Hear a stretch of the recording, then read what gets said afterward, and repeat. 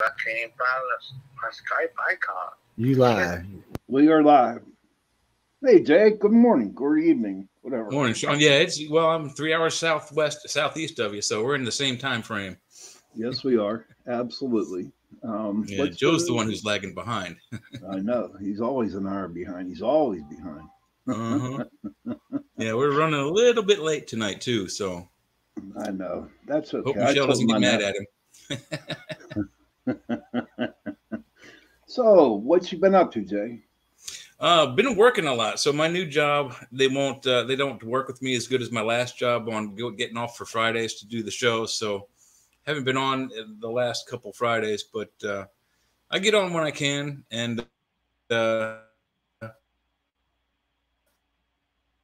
Whoa, you breaking up, man. You on slow mo. Just on Church of Maybe, which we just had a guy, Will Murray.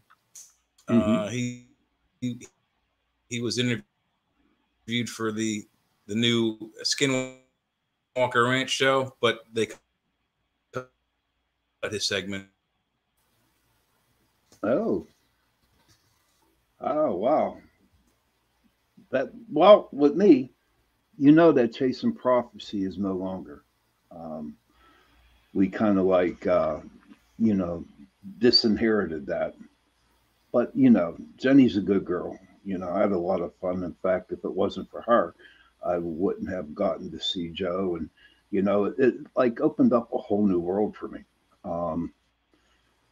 What I liked about it is that it finally got me to my show on Tuesday nights, Into the Night with Sean Kelly. We're from on 8 p.m. to 10 p.m. We talk a lot about the paranormal. We basically talk, anything, to be honest with you. Most of the time, well, lately, with all the crap going on in the world, with all the shit happening, it's just like a lot to talk about. Oh my God, yeah. Hey, Sean, what's up? This is Sean G. How you doing, Sean? And so there are times like the last 2 or 3 weeks, we'll start our show and me and Tara will go through our show and do what we talk about. And then I give myself about a half hour to rant, you know what I mean? But I have a story about that. Was it 3 weeks ago? I ranted. Okay, because I just had enough of the bullshit that was going on out there in the world. And so I really let loose, I'm not the type of person to go and go off on things, but this night I did. And what happened was 2:30 in the morning, my brother goes out of his bed, runs down the stairs, runs outside. There were 4 cops. Okay. 4 cops. Like, here's my house. There was 2 cops across the street, 2 cops in my back alley. I'm like, oh, I didn't know this until the following day, right? Because I was in bed and I'm thinking, holy shit, it's like, damn, they're listening, you know what I mean? So it's like when I step outside to go to work in the morning, I'm waiting for the FBI to raid my ass, you know what I mean? But that's about it. I just hate what the hell's going on in the United States today. I really do. It just really drives me to the point where I just want to pull my hair out. And I get mad at people. Yeah, I see that. Well, you can't. I'm a little far advanced on you there. Yes, you are. But that's okay. They say bald is beautiful. You know what I mean? I don't disagree with that at all. But I do agree with everything that you've been saying. Yeah, when I was a kid, I still hate watching the news because my parents always watched the news. It was in later years in life before they passed, they would always watch Fox News 24/7, 365. Annoying as hell. But I hated politics. Always did. Even when my first vote, I only did it just to exercise my right. I didn't really care one way or the other, and I voted for Reagan. But you really, my parents kind of drove this into my brain that you really need to pay attention to politics. even if you hate it, because look what's going on now. Right. I think what's happening now is based on people not paying attention and just, strictly voting party minds, and we're now screwed up for it. I mean, both parties they're not the best. One is better than the other, depending on your perspective, but they all do the same thing to us. They make us pay more and more money in taxes. That's it. And did you hear? I read today. Now, I take some of the internet news to a certain degree, and then I kind of like, nah, this can't be right. But Biden today, they said, put a stop to the oils or whatever, the natural gas or whatever the hell it is, the oil refineries, and he stopped that. So from what they say is that we're going to go from $3 a gallon of gas all the way up to maybe 10, 12. I don't know if you heard anything like that today. That's what happens to you, damn Yankees. I'm just saying that's what happens to you, damn Yankees. Y'all deserve them prices up there in the north. It's it's funny when you say $3 a gallon, because when the orange guy was president, we were paying 99 cents. Legitimately, we were paying 99 cents a gallon. In some cases, yeah. And the highest we got with him was 149 the whole time he was president. I think the highest we got up here was like maybe 225. Yep. But what I've noticed about the country is where most of our refineries are, they're on the coast. The closer you are to the coast, the less your gas is. Further away from the coast, the more. And the reason is because the OPEC nations drop their oil off in Savannah, in New Orleans, other coastal cities. It's refined there and then trucked up by other vehicles that need gasoline to the inner cities. No, we're gonna bring Larry on in a minute, guys. Larry, I see you down there. We're gonna bring on in just a second, man. It is true though, because I mean, where I live, if you're in New Orleans, you're 20 minutes from three of the world's largest refineries, so gas isn't really that expensive. If you're out in St. Bernard, you're even in a better place. They even get it even cheaper. Some of the places on the coast get it pretty cheap. So it's nice. It's a nice setup. Oh, thank you, baby. And it is nice that you get the gas. You'll be getting it for us. For us, we get eggs, any kind of meat you want. Most vegetables are quite a bit cheaper here. Everything's importing and exporting right out of the two ports right here, but a lot of it's just locally grown in Louisiana and Mississippi. So, like chicken and hogs and beef, there's no reason to leave the state. I mean, and you get it at so much a better price. I mean, you can get a half a rack of filet, which is about $30. You'll get 8 or 9 2-inch steaks out of it. Mm-hmm. Or you can get a whole ribeye, which is about $140. But Jesus, last time I got 17 steaks like this, man. They were monsters. Oh, what kind of cows do they have down in New Orleans, dude? We got big cows. We got big moo cows, baby. I'm telling you. I do that for a living, man. I know you do, man. I talk to you all the time about it. It is amazing to me at some of the deals we get down here.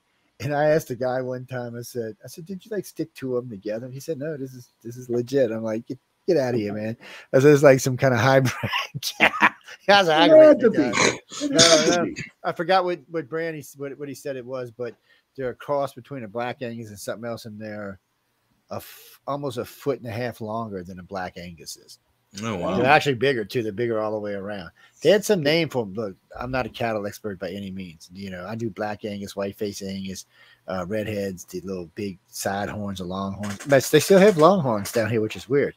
They take up so much space. That's a big cow. Where I'm at in Pennsylvania, I have a couple of farmers markets nearby. There's Pat's country store up the street. It's an Amish or Mennonite place with really cool vegetables and things. And then the other way in going towards Hagerstown in Maryland, there's a guy, I don't know the name of it, but he's a private butcher, and he has nothing but Holsteins, but they're small, they're skinny. Yeah, they're not quite as lean. I haven't bought any meat from him, but I'm sure the prices are pretty comparable to what you got down there in New Orleans. Yeah, they probably are. Okay, let's drop Larry's.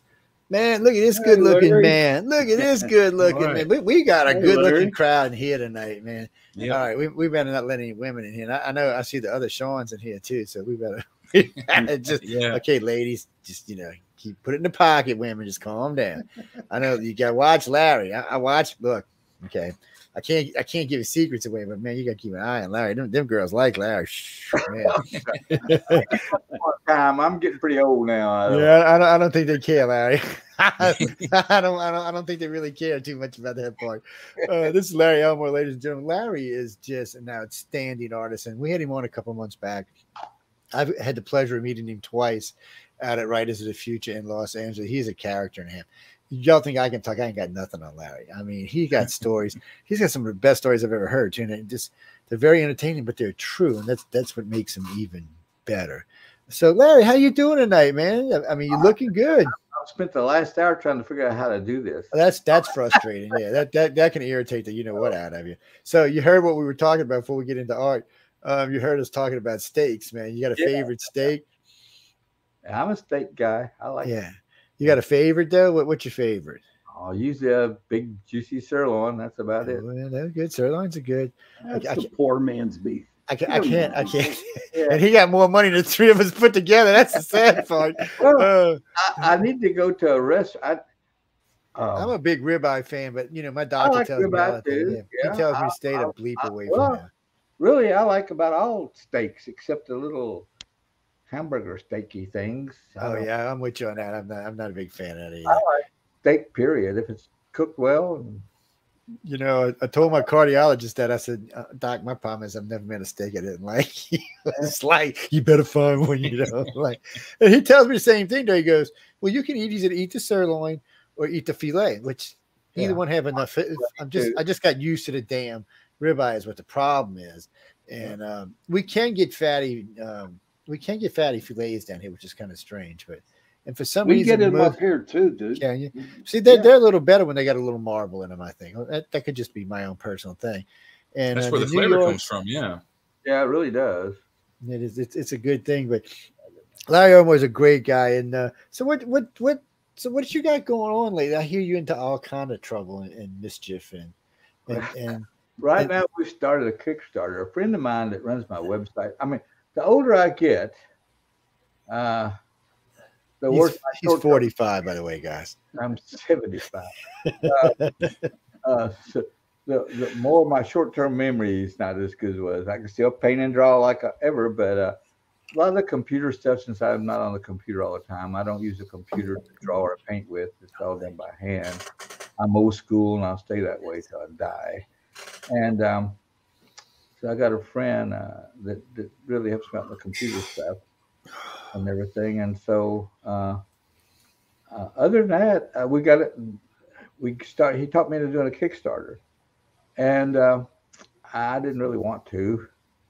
And I said, okay, I'll tell you what, you run it. I mean, I'll do what I need to help, and we'll decide what our stretch goals are, because I'm not going to sit here and work myself to death on this stuff. And I said, I don't know how much we're going to make. And he said, I think we'll make 400,000. I said, you're crazy. I'm with him, but still. I said, they ain't going to make that kind of money. And he said, well, if we split it, he said, we'll do it. And he said, I'll keep pushing it, and I'll do the advertising, all that stuff. And I said, well, if I did it, I would post it once, and that's about it. No. Now it's work that stuff, man. We're halfway through. 2 days, I think we're halfway through it. It's 240,000 or something like Jesus. that. So I would not doubt that you would get it easy, Larry. I got to be honest. According to the little graphs they do, you start out big and then you sink in the middle, and you come back to the top at the last real high. Well, if I have that upturn like I did starting, he might be right. I don't know. Well, we'll help push you along, buddy. Look, I think you're a great person, so we'll get some information on it and get it posted up there for you. Yeah, it's a big, over 270 pages, hardback, a 9x12 book. It's printed really quality printing, and I print in the United States. because I will go now. I got to go to Michigan to where it's being printed. There's not a lot of printers like there used to be. They can print big full color books and bind them, and so I've got to go up to Michigan. I go there when they do a print run of these and make sure the colors are right and everything else. So, but it should turn out to be a really really nice book, and that'll probably be the last one I'll do. Well, still, I mean, it would be, and I can't wait to see it. I'll have to go over and get me one. That's running right now. Just Larry Elmore on Kickstarter. What was that, Denise? Denise, what are you talking about? Dungeons and Dragons. We'll talk about that. We got Larry for a little while. We'll talk about it. I'm done everything for the night, and I don't go to bed till late, so I don't. You're like me. You can't go. I know. I can just look. All right, let me say this. My wife hates this because on the weekends, especially, it'll be 5 a.m.s. She said, it's getting light. I said, oh, is it? Let me go to bed, babe. And she spoiled me. I mean, she just brought me a cup of coffee. So, but it is. I've never been a daytime person. I remember when I got my first company and I had to start staying up in the daytime. I said, this really, what, guys? I'm like, how do people do this and stay up all day? I just didn't like it, but, unfortunately, I got to do it. But when I was freelancing full time, getting up with the birds is for the birds. You get up early, and my bedtime was usually about 2 a.m. So I went for 40 years, getting about 40 years, getting about 6 hours sleep at the max. And now that I'm free, I'm not doing more commercial work. I'm trying to paint for myself. Well, I still stay up to midnight or more, and I get up about 9 in the morning. But my wife is she was a farmer's daughter, so she gets up around 4:30 or 5 and goes. Oh, she's a crack of the dawner, huh? So yeah, I hate to say it's how my wife was when I met her. I kind of broke her before out the crack of dawn. Yeah, well, and that's just how she is, and so I'm like, but if that's what you're comfortable with, that's where you should be. If I stay up late and I don't bother her, well, I never know when she gets up. She's always up and gone or whatever. By the time I get up, we're doing something. Well, here's the bad deal with me, right? So I'm up. In fact, I got to go to work in the morning, but I'm up at 4 o'clock in the morning every day, right? So when it comes down to my days off, okay, thinking I'll be able to sleep in. Oh no. I'm up at 4 o'clock. I know what it is because when I got to the Army, my first job, I got a job at Fort Knox. I only live about 45 miles from Fort Knox. And there's a printing plant there where they made Army manuals from everything. It was written, they got the manuscripts in, and it was laid out, printed, everything there. And I worked in the layout and illustrated. And so I learned all about publishing there. But Fort Knox is like 50 miles from me, and they're an hour faster. Our time zone runs right down the middle of Kentucky. And I live on one side and Fort Knox on the other side. They're an hour faster. I had to get up at 4 a.m. to get to Fort Knox every day. And I was never a morning person. But I know and then when I'd still work till midnight. When I get home, I couldn't help it. I would sit and paint, and they're like, oh, God, it's midnight. I got to go to bed now, I get 4 hours sleep. But I was young, and I did that for many years. But I hated it. Getting up at 4 in the morning. So, Yep. Yeah.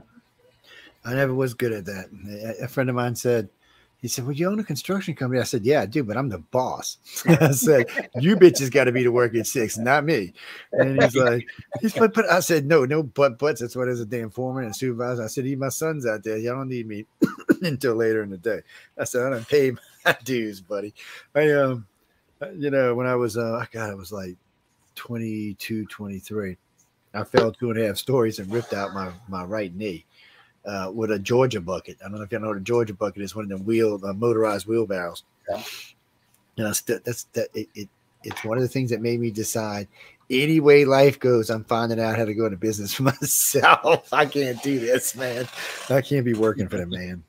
Me and the man just don't see eye to eye. No, Carolyn, it's D&D. Yeah. We'll talk about that. Calm down. You one of them freaks, aren't you? You one of them freaks, aren't you? Everybody in this room's played D&D, so I'm just saying. But you one of them freaks, aren't you? I can tell by these questions you keep pounding me off a messenger with. Don't ask me that. I don't I'm know. trying to figure out to turn my light on. Well, you look And good, Joe, man. I'm You look look good, probably the brother. only one in the You look room good. that has an original. Hey, Joe. I'm probably the only one in the room that has an original Dungeons and Dragons box set, and by box set I mean Do you? like a The little old- box with the 3 little pamphlets in it. Wow. I The don't know how to do original, the that. very first thing that Gygax did, yeah. Wow. And it came with these really, really sharp dice. The dice were sharp on the corner, so if you threw them at someone, it would like stick in their head. It was you could actually draw blood with these dice, real blood. I'm not kidding; they were that sharp. No, kids, if you get one of these sets, please do not throw these dice at people. Please do not throw it at your friends; you will pop out an So- eyeball. I was there in 81 or 82. I can't remember exactly. And some of my first painting projects was Endless Quest book covers and doing the red box, the new cover.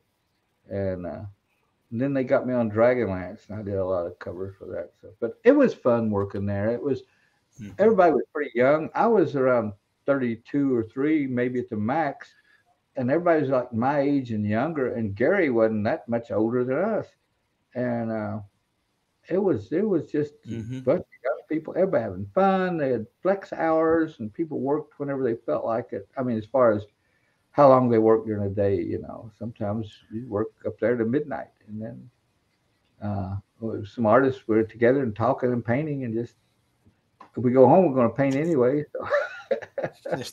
Not the It was truth. fun. It was fun. Might as well get paid for it, right? Yeah. The reason I quit is when people started coming in, it was making too much money, and I could see the writing on the wall. We talked about it. Somebody's going to buy us out, and it'll be different. And then they got to fighting over who owned, control the company, all internal stuff. And then Lorraine ended up buying the company, and she wanted to produce her things. She hadn't played D&D. She know what it's about. And so it's like, it wasn't the same environment. I quit. I'm going freelance. And Keith Parkinson's been one of the artists. He quit with me, and we got a studio in Lake Geneva and worked there for about a year and a half. And I moved back to Kentucky and built this house, and been here ever since. And Nothing wrong with Kentucky, baby. yeah, Ain't Kentucky's nothing home wrong. to me, my wife too. Our family's lived here for several generations. I got relatives scattered all through. So I got relatives scattered. My sister and them lived up Knoxville for a while. They loved it up there, but they're in Atlanta now. Got way up north. Moved to Knoxville. Yeah. They were just all of us. I mean, my sister, you know, she's from New Orleans, and one day they just moved, and then they were living up there for a while, and then she called me, "I'm moving to Atlanta." I'm like, "Oh Jesus, I got to visit you in Atlanta." Look, people in Atlanta, I'm not hating. Okay, I just came back from Dragon. I mean, I was up there. Matter of fact, I was thinking about Larry because April was up at Dragon Con, and I didn't go to Dragon Con this year. Yeah. I think I'm scheduled to do Gary Con this year because it's a certain anniversary thing of TSR thing, and so some of the old employees that was there, and some still live in that area, and so I might see a lot of people I hadn't seen in a long time, old friends, you know, that work together. And the Gary Con is really a fun thing, pure gaming too, man. Everything. It's a nice convention.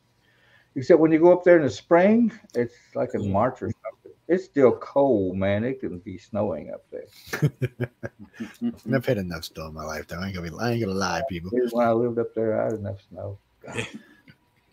I live on a golf coast, and if it snows here, I can drive 60 miles down to New Orleans, and there's definitely not snowing down there. So I can count 4 times in my entire 50 years of life. 60 I years love of life. snow. I just love snow. I really I don't do. mind snow. It's the cold. When I was living in Wisconsin, one winter, it was New Year's Eve night. Right around that time, we had a spell in there.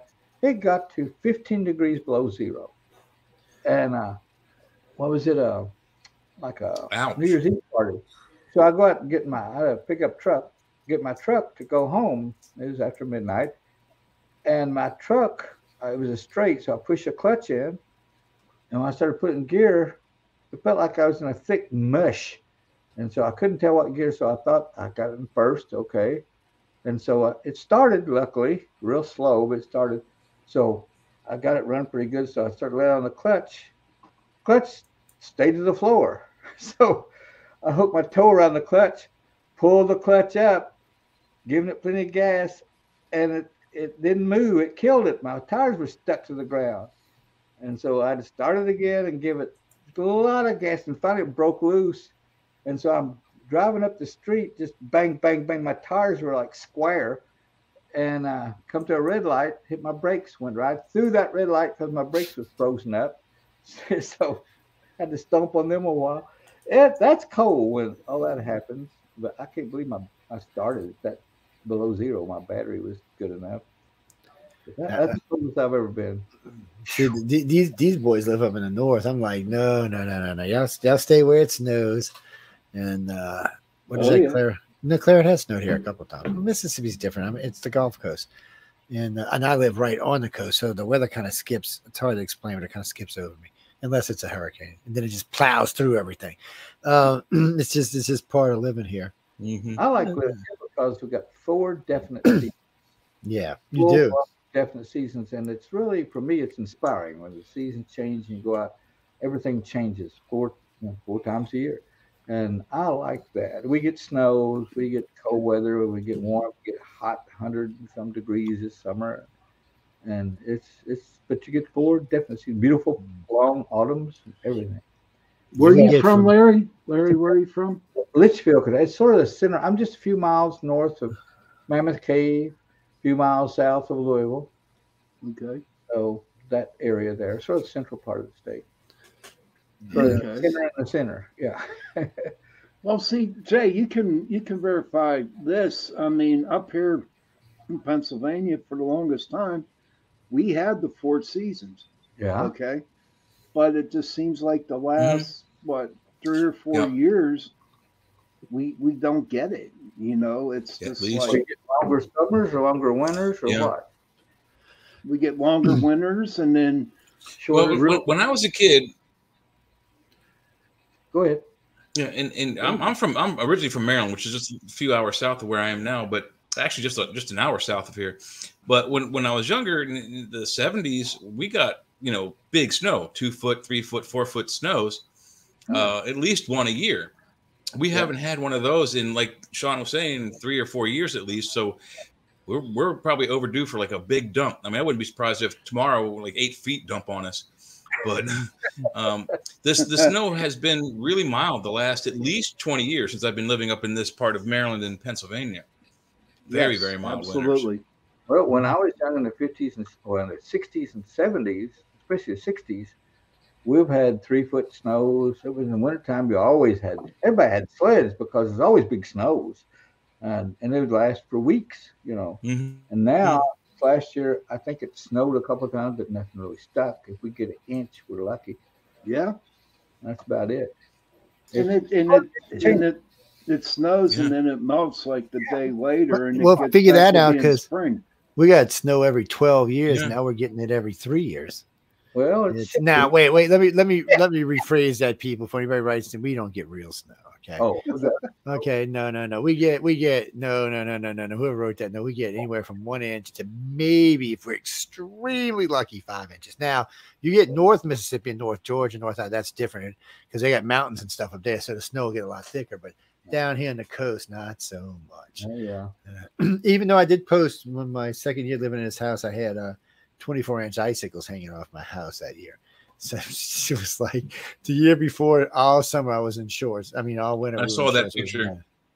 Yeah, and then the next year it was a frozen tundra here. I mean, you just don't know what you're going to get, but it's part of it. I think I got your Kickstarter, Larry. Let me make sure. Let me post it up here. Make sure we get the right thing going on. Is that us here?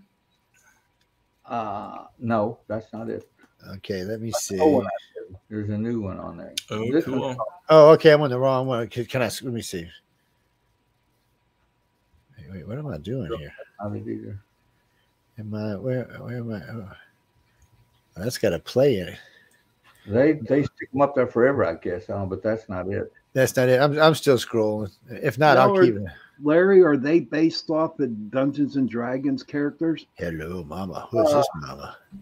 Hey, baby. I'm sorry, but I'm getting carried away here. That image is in my new book. But you said they're based. No, I got everything. I've got a lot of, it's got D&D stuff in it. Good basic and expert in all those boxes. I didn't have much of my Endless Quest book art, but I have Dragonlance stuff. But I've got the first third of the book is probably at least a third is or half maybe third is just TSR work, and then there's another group that's non-TSR, and then I get into some about 50 pages or so of black and white. Somehow I got in the wrong one. Let's see. And, yeah, that's the old one. All right, I'm in the wrong. Okay, to be honest with you, Larry, I've never heard of you before. And you got to be kidding me, man. No, I know. No, because you're just play a different D&D? circle. That's all. What? I don't play D&D. Oh, well, That's right. That's well, I mean, that's one of those things. I mean, different artists you don't hear about. There's quite a few artists I've met. Well, let me remove this for a My second. brother does. My brother I've done does. a lot of paperback book covers. I've done everything from sticker fun books to model car boxes, coloring books. God, you name it, just about. I've done covers for it. But, mainly, I did the most. I say bulk of my work was TSR and paperback books, and then I quit doing that about 3 years ago. I think it's when I turned 70 or 71, something like that, 72, and I just quit doing it all, and I decided to paint for myself. I'd been doing private commissions for the last couple of years, and I tried to. I was getting too much work, and that's not a bad thing. no, but I was charging. Sometimes it can be. Well, I was charging about $3,000 or $4,000 for a painting. I mean, I do big, nice paintings. Well, I got booked up for like 3 years. I'm like, this is crap, and I started doing private contract work in 13. And after my last big Kickstarter, I thought, I'm tired of I'm going to do private contract. Well, so I got booked up so much after I got halfway through that, I raised my prices to like $8,000 a painting, got booked up again. Then I raised them to $10,000 a painting, got booked up again, and went to $15,000. And finally I worked all those off, and I said, I don't want any more. Well, people still wanting commissions. So I raised it to $20,000. Well, I got booked up again. So I worked that off last fall, and I quit. I'm not taking. I feel guilty raising prices any higher. I don't know. I know we're Americans, capitalists, but I feel guilty. Hey, it's Joe Biden inflation. Raise them damn prices. So like the rest of us. But now I'm, and I thought Gas goes up, paintings go up. Simple logic. Everything goes up. So I decided I'm just gonna paint for myself then, and if my wife don't like it or something, or kids don't want it, I'll just sell it, and but if I like it, I'll put a high price on it. That's right. So, everything, like anybody in the arts, writers and artists, musicians, usually a whole career, you're just making ends meet the best you can. It's just working hard and painting, if you're painting 24 hours a day to meet deadlines. And so finally, I think, when's this ever going to pay off? Well, it finally did. About 70, when I was about 68, 69 years old, it started paying off. And it kept paying off big time, more and more. I thought, well, maybe the good Lord will let me live this long to see me getting some real money. But by now, it's like, I'm not young. I'm pretty happy and content with everything. Everything's paid off. And I always like hot rods. I've got 2 or 3 hot rods and cars. I was into cars my whole life. Now, I'm not a mechanic. Just I love to drive them. And the more horsepower they got, the better I like them. So, man, after my own heart, man. 34 Ford Coupe. I've got a 1934 Ford Coupe that's running 750 horsepower. Wow. It's a 5-speed in the floor. It's manual. Wow. And I put a 5th speed in because it's so low geared that for road gear, you had to have a 5th gear so you could cruise down the interstate about 80. But we had to put cheater slicks on it, which is a slick tire with no tread. It's got just little dashes of tread about every foot apart, just one little line of straight tread. And that's legal. That's street legal. Can't drive it in the rain because you just sit there and spin. But it really grips the road. Oh yeah, you slide all over the place. And so it's like You get the tunnel vision when you're going through the gears. Where have you ever done that before? Where your focus narrows down to just a spot. Yeah. And what I found, I didn't know what was causing that. I just found the other day somebody was on TV. So what causes that tunnel vision is you're accelerating so fast, the blood in your eyes is pushed back and it just remains right around your focus. So when it started doing that, I thought, I must be going pretty fast. I'm not really looking at the speedometer. I'm looking at the road and going through the gears, And I'd be looking at the road, everything starts tunneling in to just a little round spot that's in focus. Everything else is a blur. And I thought, well, that's fast enough. And I'm old. I could screw up here. Find me over a half-acre field somewhere, pieces.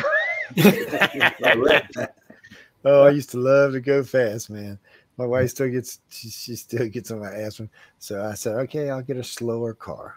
I'll buy slower cars. And unfortunately now, even the little 6-cylinders are damn to 170 miles an hour. I mean, it's one of them things now. Up and everything, and you can just keep going through the gears and just get faster and faster. I know it's insane. It's insane. Well, I was explaining to a friend of mine, we were talking about electric engines, and I said, I'll always prefer the thrust of a gas-powered engine. I said, even though an electric engine in the long run would probably be much faster, even off the line if you've got enough power, but it's just not the same. I bought it. Feel the same. It doesn't sound the same. I guess you could add fake sound. It doesn't feel the same, yeah. I like the engine sound, all that stuff. But I was a friend of mine called me the other day, and I did buy. I've got a 2021 Corvette, the new body style, and I started saving my money on the side. I had a little bank account. I kept money into it. And my wife said, "What's this for?" I said, "Nothing, baby." And she said, "You're not buying a Corvette. That's too expensive." I said, "Well, what I found out about the Corvette market, if you want to buy a new one, you got a 2 to 3 year wait." Okay. I thought, man, I might be dead in 3 years. Some markets, that's true. Yeah, and you get a new one for like $72,000. Okay, you buy a slightly used one, like 10,000 miles, they cost you $105,000 to $110,000. Okay, so I thought, crap, man. So I could get one now that's got 10,000 miles on it, like new, or be dead in 3 years and not ever get one, so or whatever. I don't know one time. So I talked to my wife. I started saving money. I saved about a year or two. I was selling little drawings and everything, putting that in the bank. And every time I'd sell a painting or something, I'd talk to my wife and let me put that in my little account. And so I got it up to like $50,000. I thought, man, I'm going to go buy me a Corvette. Then I found out about this aftermarket shit. And so the one I found, it was top of the line, had about 12,000 miles on it. It was loaded. There's a 20 or 21. It's the new body style, the mid-engine or rear engine, what you want to call it. And they wanted $110,000. So I talked them down, and I had an old model Corvette I bought years ago. It was really good shape, but it was like a 2009, and it wasn't a Corvette. Okay, it was like driving my wife's car. And it really was. Now, that's back when they took the power out of them, and it was automatic. And it was like, God, I hate this car. So I traded that in, and I used all my savings, and got it down. I was like about $40,000 shy. Shit. I was in the dealer's room hanging out. My wife's sitting there. We was hanging back and forth. And I looked at her. I said, let's just take it out of savings. I'll do some paintings. I'll put it back in somewhere. I'll sell a painting or something, or two or three. And she goes, she argued with me a while. And finally, she said, okay. But I hate it. I hate the car. I don't even want to ride it. She already hates the car. It's not good. So I bought it, and it's paid for. And so now, from that point on, I've been replenishing the money that putting it back. No, baby, I'm putting it back. One painting at a time. I still owe a little bit more. I mean, you had it out on any flat tracks or anything? Just riding it hard? Or? We got Kentucky is just one big flat track. You got the that's true. Straightaways. It's fun. I used to I've love. never driven a car like it. I used to love to go. I used to. I got hooked on those They're stupid some little of the dirt funnest cars to drive. They oh god. No, we had the. My mom got crazy, so I was bugging my mom to buy a Stingray. I was like, "Come on, mom, buy a Stingray." So Talk to her. she decides. I'm at the house. I'm in the service house. I come home. She buys a Corvette. She bought the last year of the L82 Stingray. The last year they made it. This car, when it ran, was a beast. When it ran, it was a beast. The car had more problems with it. You'd go outside, batteries did. You'd go outside, boy, you'd be punching. I was going to a funeral and I was doing about 90 on the causeway. You know, it's a 25-mile long bridge. And I just punched it in second. Before I knew it, I was 155, 158, the car. And you could feel it kind of wanting to. Right. Yes, yeah. So it's just it needed a little weight in the front is what it needed. So I just eased off of it. And then all of a sudden, while this is going on, it's got this stupid horn system. My mom put it starts playing the General Lee. Dude, I'm like, what the hell's going on? I'm like, oh man, it was insane. Man, generally. I'm like, just figure I'm doing 100-something miles an hour. Coupe I've got, I took it out, got it going pretty good, and it hit this big long straight stretch. I just nailed it, and it just started getting faster. And it's like I said, it's a hot rod. It's not like a Corvette. There's no aerodynamics. You know, it's just pure power. Yeah, I know what you mean. Coupe body, no fenders, and an open engine with a big blower up there. Yeah. And I looked down speedometer because it was getting floaty. I never had a car to get floaty with me. It was like it's weird. Float. Feels weird. And I was doing 142, and I thought I better not push anymore because it could just float, leave the ground or something. It's not aerodynamic. It might have too. Now the Corvette, I've only had that up to about 140, and there wouldn't have been no D&D. And I thought, and it was still pulling. And I thought, man, that's fast enough on these stinking roads. I mean, a cow could walk out in the middle of the road, and I'm dead. That's true. You know? Yeah. So, It was real in the early days. The Causeway Bridge, the cops didn't really care if you flew across it. Of course, now you break 65, you're getting a freaking ticket. Yeah. It's just the way it is now. There's still some places in Mississippi and Louisiana you can go get fast, but I mean they're way out in the middle. There's a couple of these big forests where there's nothing. I mean, you won't see a person for 5 or 6 hours, so you can cruise through there. I blew by a state trooper one night at about 118. Didn't even come after me. That's like, I'm thinking because I'm telling my wife we're going to jail. We're going to jail. We're going to jail. No cop, no light. I'm like, okay, and I just kept on going. And then I said, "Oh, you better slow down." He might have called ahead, but we didn't see anybody for hours. It's insane. The worst thing you got to worry about today is a bear walking out in the freaking middle of the road while you're doing 100-some miles an hour. Especially around here. Or deer. Deer. They're thick as grasshoppers, man. Yeah, really, yeah, they are. You're not seeing grasshoppers anymore. I think all this insecticides kill a lot of the grasshoppers. They kill a lot of stuff. What's that? Clara Lee, where are you calling in from, Clara? Where are you on? Oh, you're in Messenger. Okay, I didn't see you. I was wondering why my little thing at the top of the screen up here was flipping around. Where are you? Wilmington, Tennessee. I ain't been to Wilmington. God, and I don't want to say how long ago that was. I don't even want to say. What do you got for us? Oh, you just want to rant and say Larry Moore's the king of Larry Elmore's the king of Dungeons and Dragons? I'm sure he doesn't mind. Well, I see we got some admiration going on in the other room. Oh no, Larry's a great guy, guys. I mean, I've got to talk to him on a couple of occasions, and he's a lot of fun to talk to. He's we were in I think it was the Roosevelt when it was the Roosevelt when you had the suite out by the pool. It was him and I and Tom Wood and a gentleman who had just won the contest who was just probably that guy was probably in shock that he got to hang out with these two guys. I'm not kidding you. I mean, he looked like a couple of times I looked over at him hanging over back. I thought he was going to pass out on us, man. And then Tom gave him a job. Guys, if you don't know who I'm talking about, all I can tell you is go to Writers of the Future. They're judges for Writers of the Future. It'll take you back to all of their artwork. All of them are extremely talented. Yeah, that is when they first called me up. I want me to do it. They hit me up at Dragon Con, and I thought L. Ron Hubbard. Right then, and all this stuff on the L. Ron Hubbard and all the negative publicity. Mm-hmm. And so I just sat down with what's his name? The guy that runs everything. about. I can't think of his name right now. And I said, look, he took us out to dinner. My wife. Oh, John, and all the people that work on the convention, they're all work there. John Goodwin and Emily and Sarah and the gang. Yeah. We finished eating, and I said, okay, I want to talk about the monster in the room. I said, L. Ron Hubbard. I said, I read his books. I like him.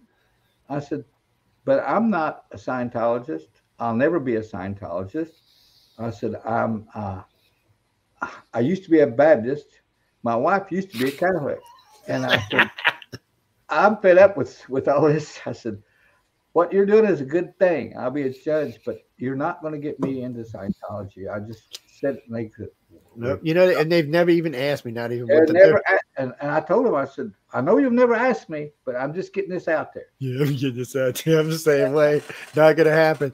But I mean, now I don't have nothing against Scientology. I don't really care. I don't have anything against. I don't know well if they have anything against. I'm friends with a lot of them. I can tell you that though. Now Sean up there, he's one of them. I think he's like David Miscavige's cousin or something. No, I'm just kidding. For anybody writes in Jesus people, I was just kidding. That'll get me in trouble. Yeah, you bad people. I'm sorry, Larry, what were you saying? No Scientology here, brother. No, but they're the greatest people I've ever been with. They're fabulous people. All the people who work there, they're from, I don't know where they're from, but they're really good people. They are. They do something really great. They're hard-working, nice people all the way around, and they work. And they work. Artists and writers a big break. It really does. It does. It helps out. I mean, it's hard to explain, and they won't let me film the whole thing, and I understand why.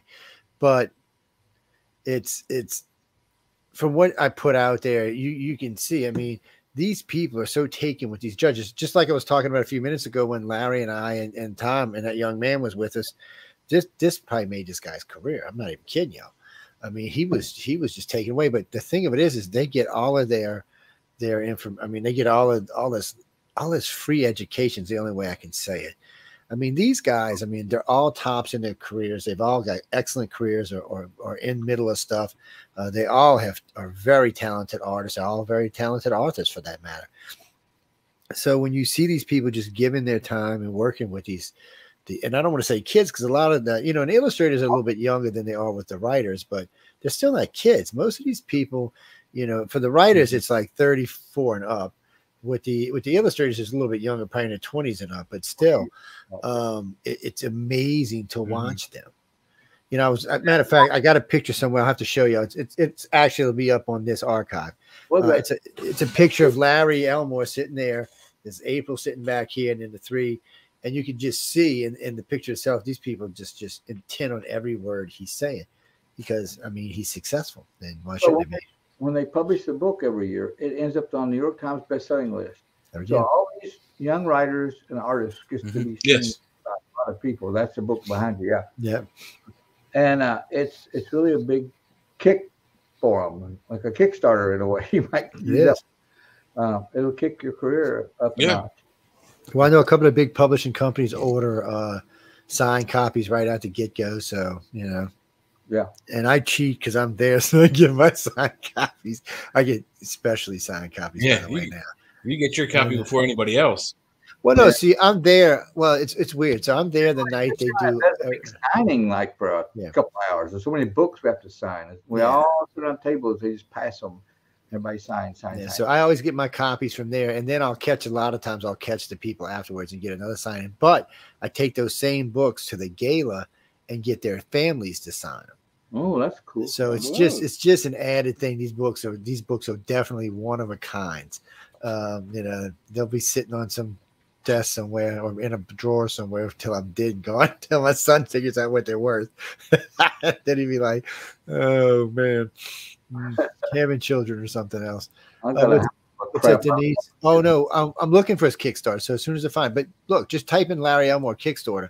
But when I find it, I'll put it back up. No, the one I had up was the wrong one. We don't want to give it. That was from like 2015, I think it said. It's my third Kickstarter. Yes, we want to make sure we get the right. Oh, this right here. This is just artwork of Larry's here. We had up. Wow. That's sitting in the. Sorry. Might help if I actually get to where I belong. Well, that's not anything we want to see. Look at that ugly face. God. I'm sorry. Spaced out radio. The wrong panel up. Obviously, we done lost what we were looking at. We'll have to go back and find it again. It's that was just kind of insane there. It's website with that is just Larry Elmore. Yeah, that's where I was until I decided to go play with whatever I was clicking around there. Obviously, I forgot how to work a browser there. Wow. What's that, Janice?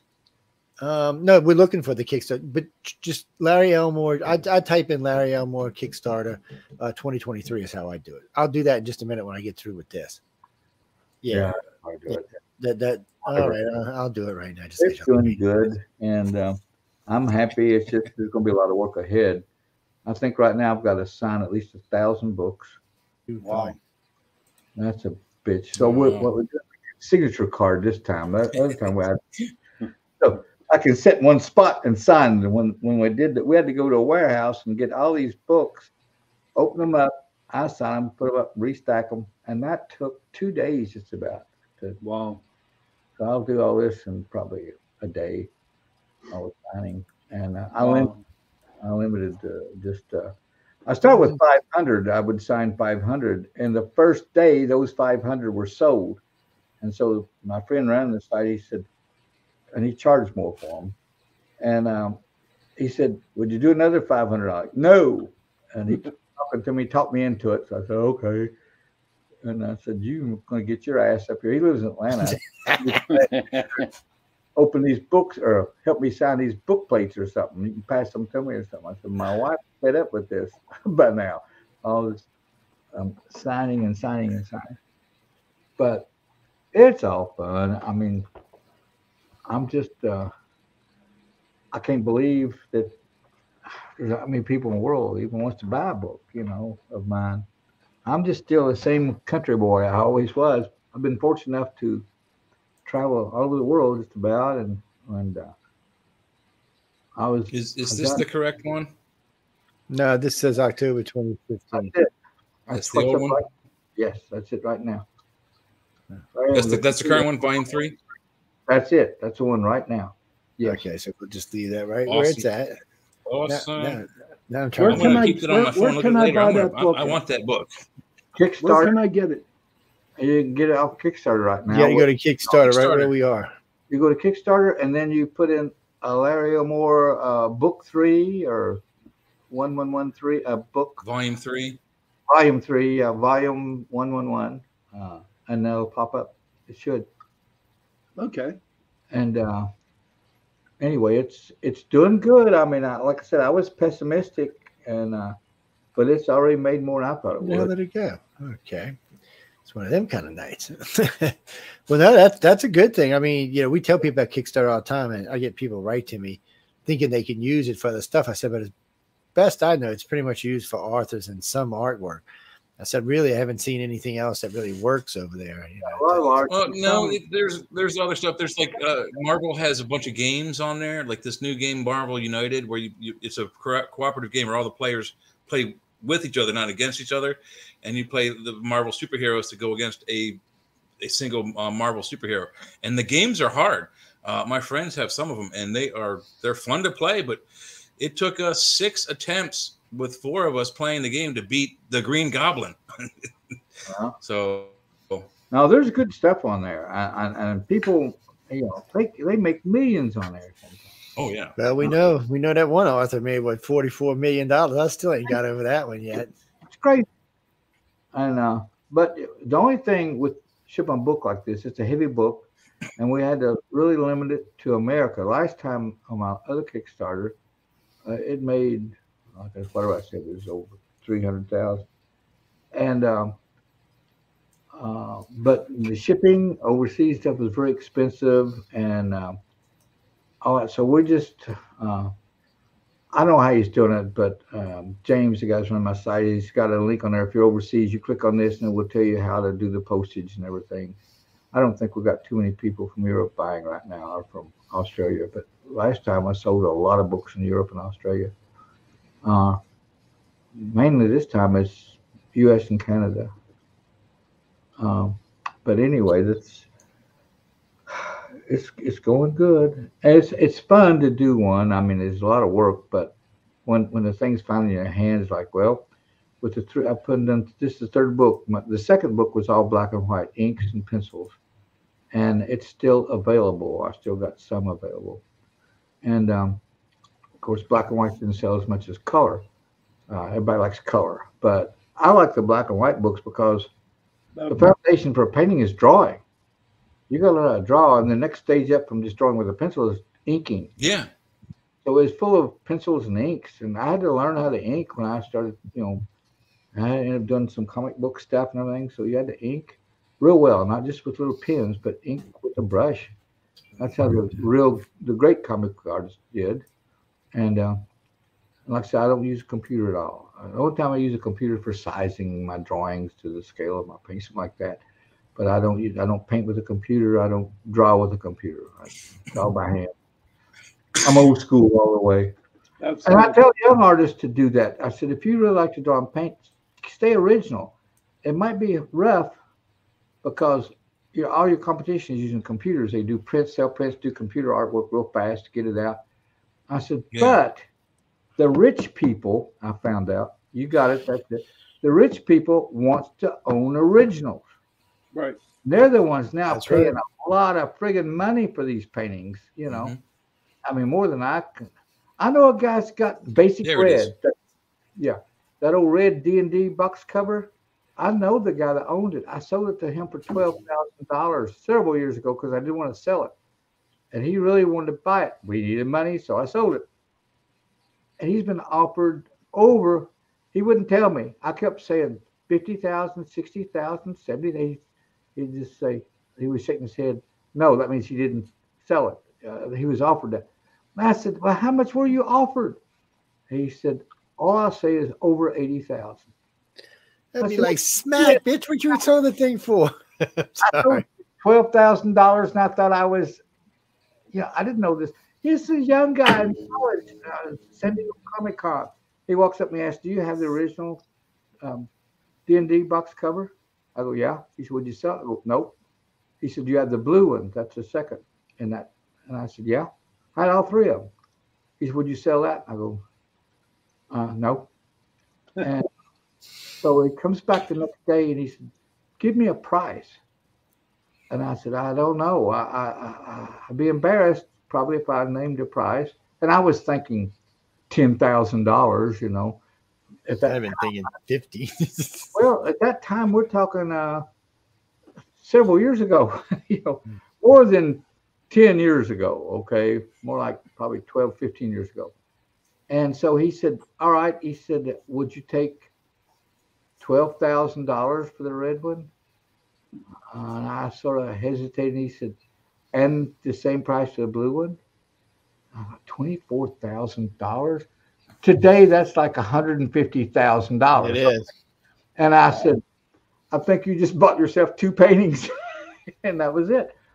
And I sold it to him, and he still got them. And Coder, the big collector, Matthew Coder, he's a multimillionaire. He's collected everything D&D. He's buying from everybody, everywhere.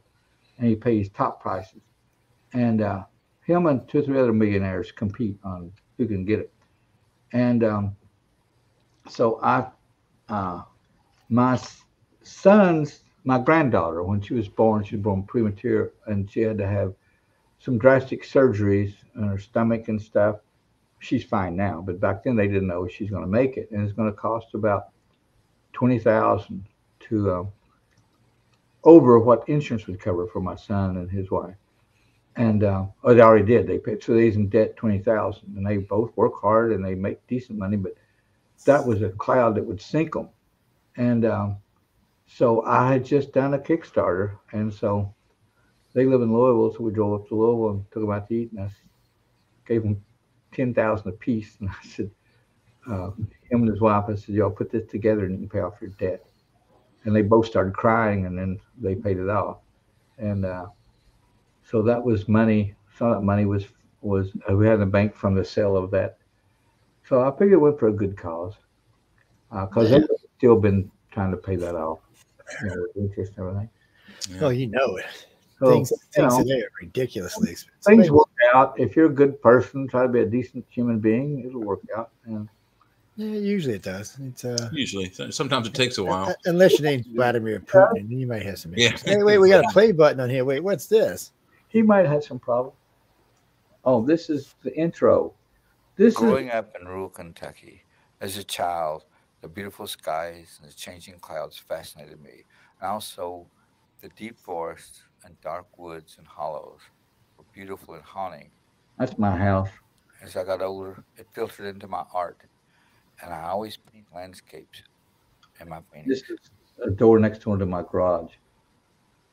And my studio was right inside. Yeah, it's a good looking guy. Hi, I'm Larry Elmore. Welcome. Hello, I'm Larry Elmore. And I've been an artist and illustrator for over 50 years. I just talk for. I'm probably All best right, we'll known for my get you. We'll covers get you. for, Hold on, where's that? Dungeons and Dragons. I lost it. Well, that's a good looking face, man. That's a good Yeah, it looking is. face.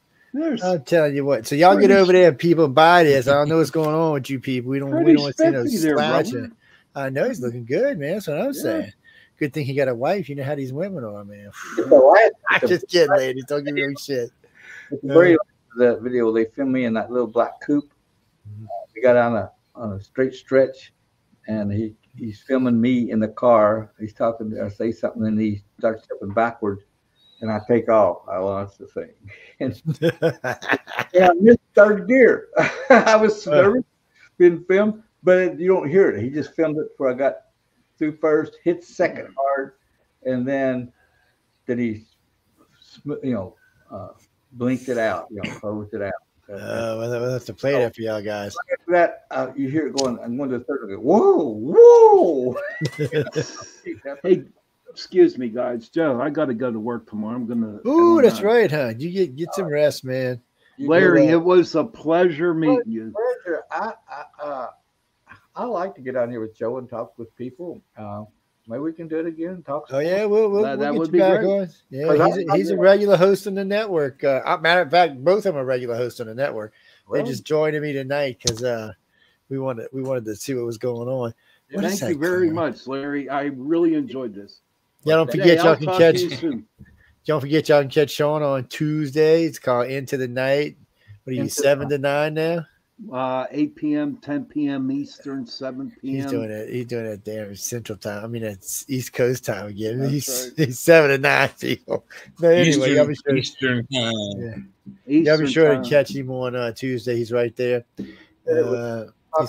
He's fixing to get a new show in front of him. I can't tell him who yet, but it's for sure. It's 1 or 2. It's 1 or 2. Eastern. Yeah, You said 8 o'clock Eastern time. Yes, sir. Okay. he's insane. 8 Don't to worry. 10. And poor Jay, he has to do church at Mavis with a friend of ours who's we love and think he's great. He's nuts. I love Jeffrey. Jeffrey is now one of the oldest hosts on this network. Now he has actually been around here for a long time. He made it through Stephanie. Good night, everybody. Good night, Sean. I was here with Be Stephanie. good, baby. Stay all right, brother. Yeah, I good seeing you, actually- Sean. Take it easy. Be good, John. If you need anything, just holler at me. No, I actually miss Steph from time to time. It's she was tough, but she was fair. And Michelle's tough and fair too. I was talking about Michelle actually on the podcast awards tonight.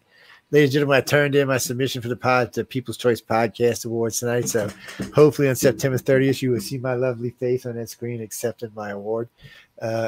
We don't know until then. None of us do. They make you do your award because we made it to the finals. They make you do your awards, your speech first.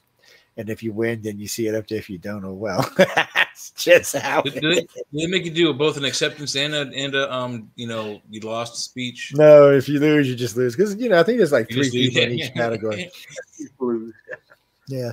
It's this is our fourth year of this, and we got honorable mention last 3 years, but I get like that's why John won't let me talk at that's why John won't let wait, speaking of the devil, wait a minute. Wait just a minute. We're getting harassed here. Hello, is this Mr. Is he Goodwin? calling you again? Oh. Hello? Hello? Is this Mr. Goodwin? Say hi to Larry. Part of the first part. Say hi, Larry. Hi. Hi, Larry. I just said hi. You can't hear because I got it in the earbud tonight. What you doing? What you calling in for? You got a question? Yeah. So I was just going to ask him, since you're talking all about is that video you're watching, the last like 20 seconds is him riding in his hot rod. But I was going to ask him about what it's like being a judge to the contest, because he's been a judge now for half a dozen years. And it's so I'm just curious from his take, what's it like, because it was a contest that was created by Ron Hubbard, 40 years ago, and he's been a judge for several years now. What he likes about it? Well, there's not anything I don't like about it, to tell you the truth. It's you guys run it really, really well. You got your act together on everything, and just meeting all these people, the winners. I don't know why, because you're not in your thing. When he's talking, you'll have to catch him on the side. He's just talking about how sexy you are and stuff like that. But no, I'm just saying it is a great competition. I wish I'd have known about it years ago. I don't think so. It was probably around when I was starting up, but didn't know about it. Yeah, I'm wearing headphones. That's why you can't hear me. I mean, you can't hear him. Now he's going to go get his headphones on. Oh man, that was John Goodwin, by the way. He's the president of Galaxy Press. He's one of the guys that helps put on the big gala and the whole event for the week when Larry and the guys are there. There's a lot of judges there, people. I mean, we're talking serious illustrator judges here. These are serious artists. These are not playtime kids. They really know their stuff. They really have their lives together. Writers that come out there too and judge the writing. So it's for artists, and it's usually downtown Hollywood. You got to win, though, people. You can't just we don't never announce where it's going to be, so you can't just show up. So you got to win to get there. And, it's a quarterly competition, and every quarter, if you're a winner of a quarter, at least a winner, or maybe second. I'm not sure, but if you're a quarterly winner, then you are the ones that you're in competition again to be an overall winner. Yeah, and you're flown from wherever you live in the world to Hollywood and to accept the award. I mean, the award ceremony looks like the Oscars or something. It's great. Oh, it does. It's great. Helen, you can submit 4 times a year.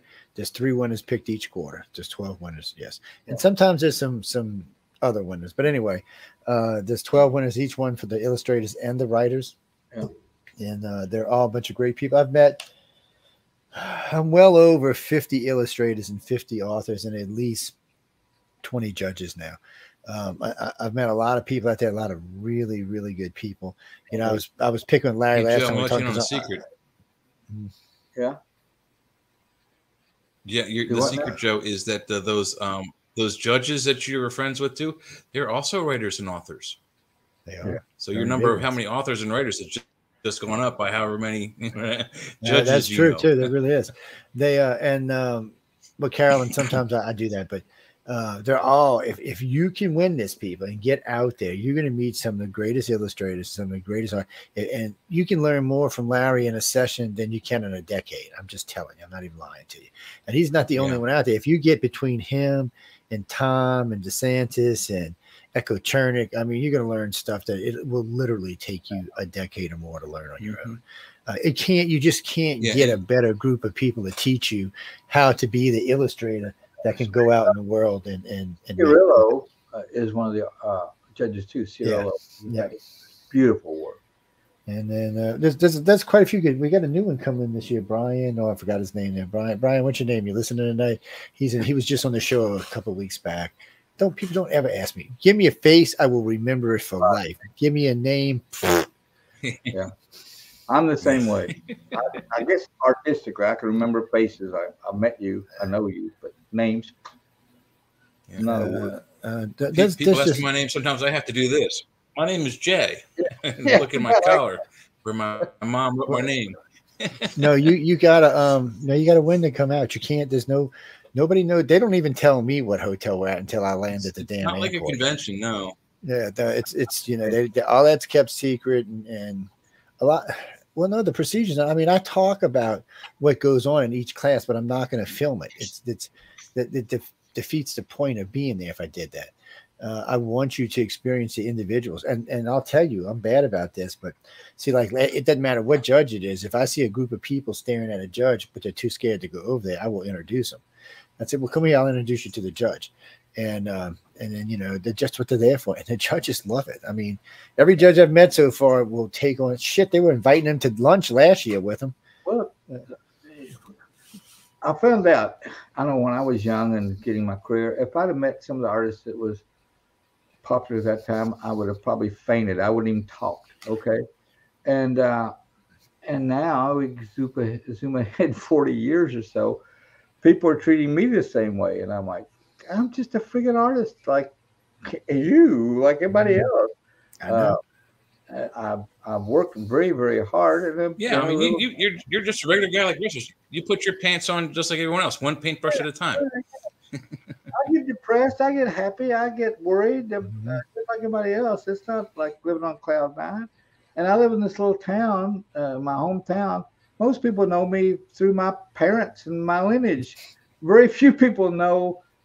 Just a handful of people plays D&D know who I am. You know, that I did the covers of a lot of that stuff. And I have more people come from this visiting a lot out of state, all over the place, but not right here locally. And that seems how it is. Last few years, they figured out that I'm some kind of an artist that a lot of people know.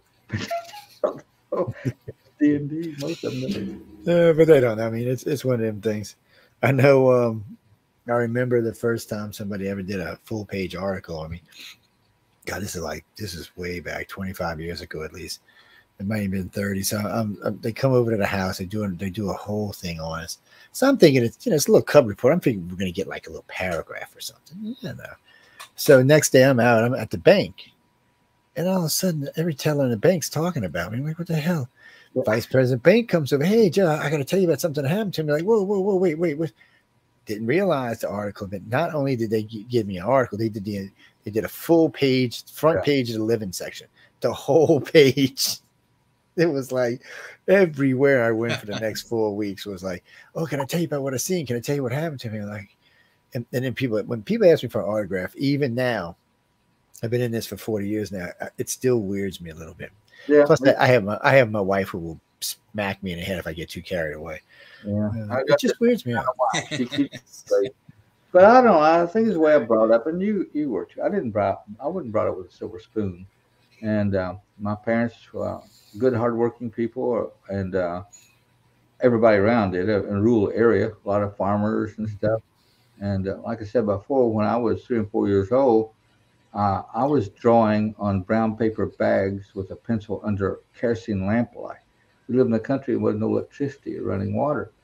So we got our water out of a well. We had a coal stove in the living room for warmth. Mom cooked on a wood stove. And Dad, when he got out of World War II, got tuberculosis, and he was gone for a year or two at a time. A year at a time, 3 or 4 different times, until I was 11 years old. And finally, he was totally finished with it. We went through a few operations. And so we finally, when I was about 11 or 12 years old, and our lives started to get ahead and make enough money to get up to average rural family life. Before that, we were the popular because there was no money, and Dad got a little bit of money from the VA because the tuberculosis was from the war. And so I think we was getting about $50 a month, and that's what we lived on for years while Dad was in hospitals. But it was happy times. I remember it was wonderful because I was too young to know the financial situation. Yeah, which is nice to be ignorant to the financial situation. And Mom, I remember Mom, she was in her 20s, and I thought, I'm lucky I got a really pretty mom. You know, she's a beautiful woman. And I was happy, and she would, under a lamplight, rock me at night by the coal stove and read me stories. And it was like some kind of, it could be in the 1800s, you know, what we were living in. And it was nice. And then we just got better and better. And I ended up going to college and everything else. And I've traveled around the world now. So my life is just one big, great education, and I've absorbed it all the best I can. Yeah, that's mine. I can't help myself. I was just telling my wife earlier, I don't know what it is, man. Things just fascinate me. I can't help myself. Sometimes people do too. Well, I'm from New Orleans, so we're always fascinated with people because we got all the nuts down here. But it's you get all you the know, crazy. you can go. Well, you can go out, and sit on a balcony on Royal Street or Decatur or Bourbon, and just watch the people, because there's always going to be people from all around the world and all around the country, and you can just watch them go by. And, they're talking, they're drinking, they're hollering, they're screaming things like, show me your tits. And everybody's like, you can't say that. It's not Mardi Gras. That's not Mardi Gras. And they're like, oh, you can't? No, you're not really supposed to be. It's Mardi Gras all year round, right? They do. A lot of people do. Oh. And, and you'll see people throwing beads at people. I'm like, people, Mardi Gras ain't until March. Calm your asses down. The locals get irritated with them. They're like, look, stop. Relax, people. Yeah, that's just. And then when it is Mardi Gras, of course, everybody thinks it's legal to get naked. Yeah. And I'm like, I was walking past this girl with, I said, you need to put your clothes back on your ugly ass body, girl, for you scare some children. And right behind her, here comes two NOPDs arresting her ass. And you can get close to naked as you possibly think, unless it's the Decadence Festival, which is the gay festival. Yeah. They're allowed to paint the body parts. Yeah. So then they can walk around naked as long as they're painted. Not exactly sure how they get away with it, but hey, they get away with it. But it's the city is a strange place, and it is not for children, ladies and gentlemen. And I tell my friends this all the time. New Orleans is a lot of fun if you're adults. It is not. It is not Las Vegas. Adult city. It's not for children. There's no places to stick your children unless you go to a casino. I guess you could drop them off at a casino, but it's just no place for children, people. It's the quarter. I mean, you can go take them to the museum or something like that, or maybe to the aquarium or something. But really, it's an adult city. It's day and night. It's really designed for adults. You got hundreds of art galleries you can walk through down there. I mean, they're just everywhere. Art galleries. I've only been there twice as for convention, and I got to walk around a little bit, but not much. I didn't get to really tour anything. So they got these little old nook galleries you find that have probably been there. They're probably older than you and I put together, and they're just in little niches. I found one of Gary Harrison's works there one time, who was one of the guys who did some of the original Mardi Gras posters. Yeah. Or some of the ones in the 70s. He did the Devil and Angel series. Yeah. And he always did a full size oil. We're talking full size. Just, I don't know, right, 6 foot by 3 foot or something. And I just stumbled across one day, and I was talking to a guy, and the guy's like, well, it's dusty and dirty. Give me, I think he said, give me $2.99. I just said, really? So I got the truck, took it home. When I sold it, just before I sold it, it appraised at $85,000. And but you find things that I hear people all the time talking about. They find this, they find that, they find pieces of art that should be in a gallery somewhere, but somehow or another got stuck off a shelf and it's just collected dust. I got a piece in my living room. It's just a floral piece, nothing special, big picture. We were looking because this house has big walls. We have 12-foot ceiling. So I said, baby, what's that hiding in the dust over there? Big green, pretty flowers. I said, I looked at the picture and I recognized the signature, but I said, I asked the guy, what do you want? He said, $35. Okay, no problem. Bring it home. I think currently right now it's somewhere around $27,000. You can't beat that, man. And people said, we got an eye for art. I said, no, I don't have an eye for art. I call it luck. It's had nothing to do with eye. But I listen and see, like hanging out with y'all down there, the judges and stuff. I've actually learned quite a lot about I still can't draw a stick man, mind you, but I've learned a lot about a lot of things and how it works and how talented some of y'all really are. How many of y'all really have nice oils and stuff like that. I got to be honest, and this did take me back a little bit. I was surprised how many of the illustrators or artists, I should say, actually had oil paintings that were judges. Because I meet a lot of illustrators and they don't. When I say oil, they look at me like, yeah, it's hard. Why no? Yeah. Oil's tough work. So Joe, when I went to SCAD, the Savannah College of Art and Design, and we had two different programs for painters. We had Illustrator and we had Painter. The painters generally were working with oils. The illustrators were generally working with acrylics. And then there were some others that, because of I like watercolors. You know, when you're a kid, you get those little pads, you put water on them, and you paint things.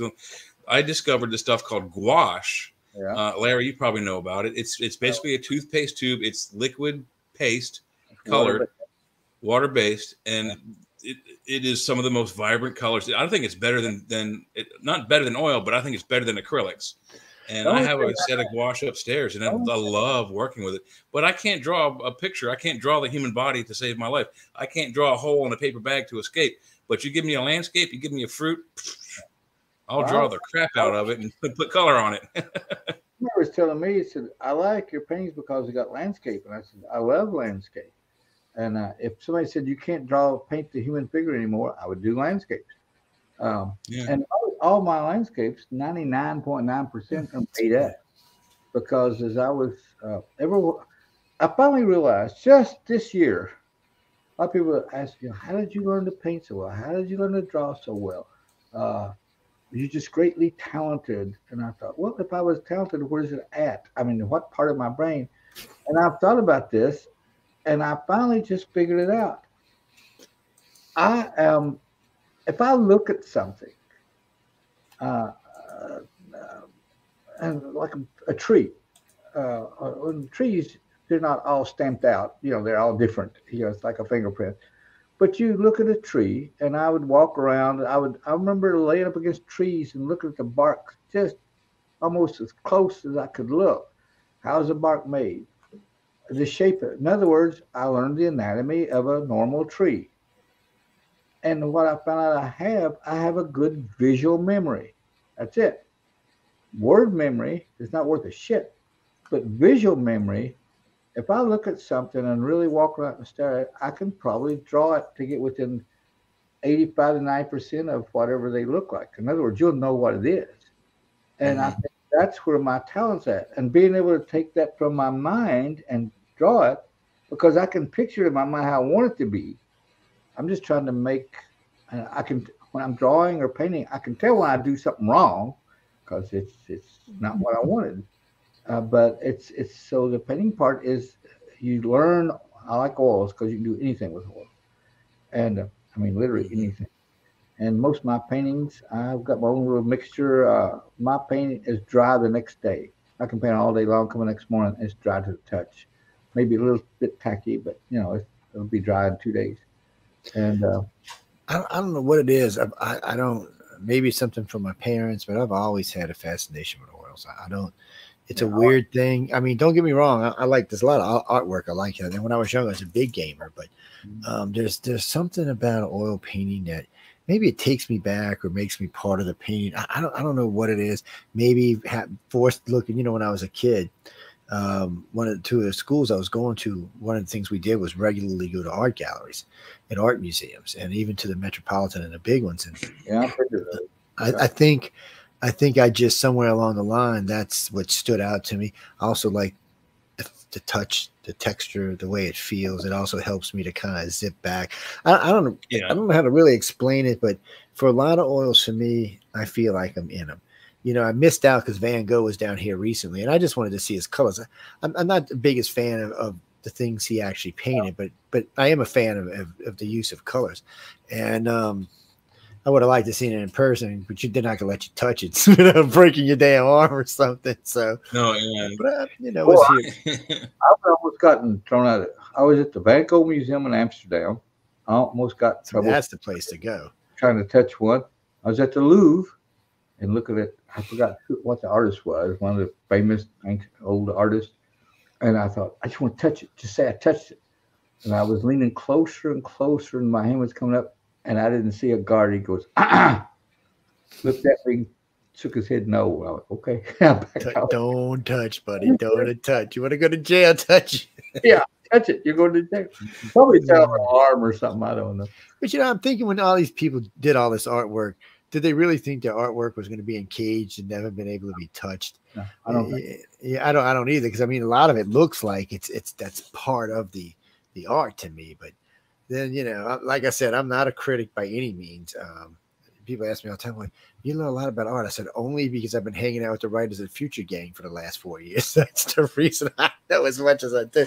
I was talking with a group. I didn't realize how much I absorbed from y'all, especially from you and a couple of the others. I guess from listening to y'all talk. So I was talking with somebody the other day, and we're talking. He's like, you know these terms? I said, yeah, it's some damn writers I hang out with. I mean, these illustrators I hang out with. She said, what do you mean? What illustrators? And I start naming them off. He's like, how do you get the, this guy went off. He's like, Joe, do you know who these people are? I said, yeah, I see them every year. He's like, well, I am just so bleeping jealous. I'm like, well, dude, win the contest. And he's like, what do you mean win the contest?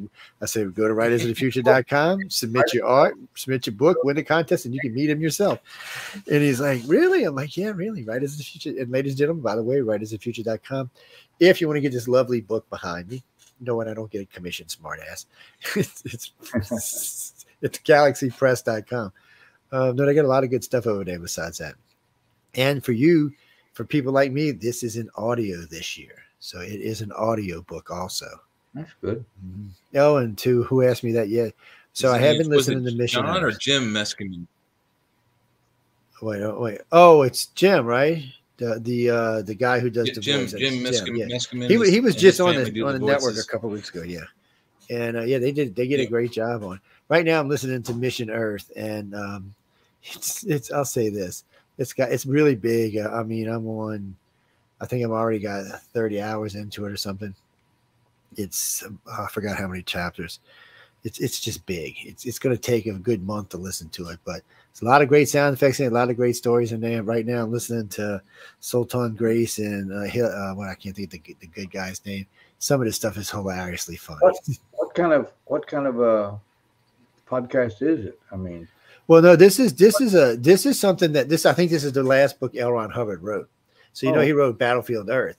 Well, he wrote Mission Earth. And this is a whole entire different kind of story. And I mean, it's interesting. The protagonist is a complete, utter slob, a secret agent kind of guy. I mean, he's just an idiot. I can't even say it any nicer than that. The other guy who's playing the good guy, he's like a prince. The exact opposite of James Bond. Yeah, just completely opposite. And one guy's got all this secret service, and the other guy has none. And right now he's living in a whorehouse in New York. And so that's what I'm saying. It just progresses along. You're kind of like, wait, he was fighting with the mob, he kills him off, he's off, got $100,000. I'm like, what the hell's going on here?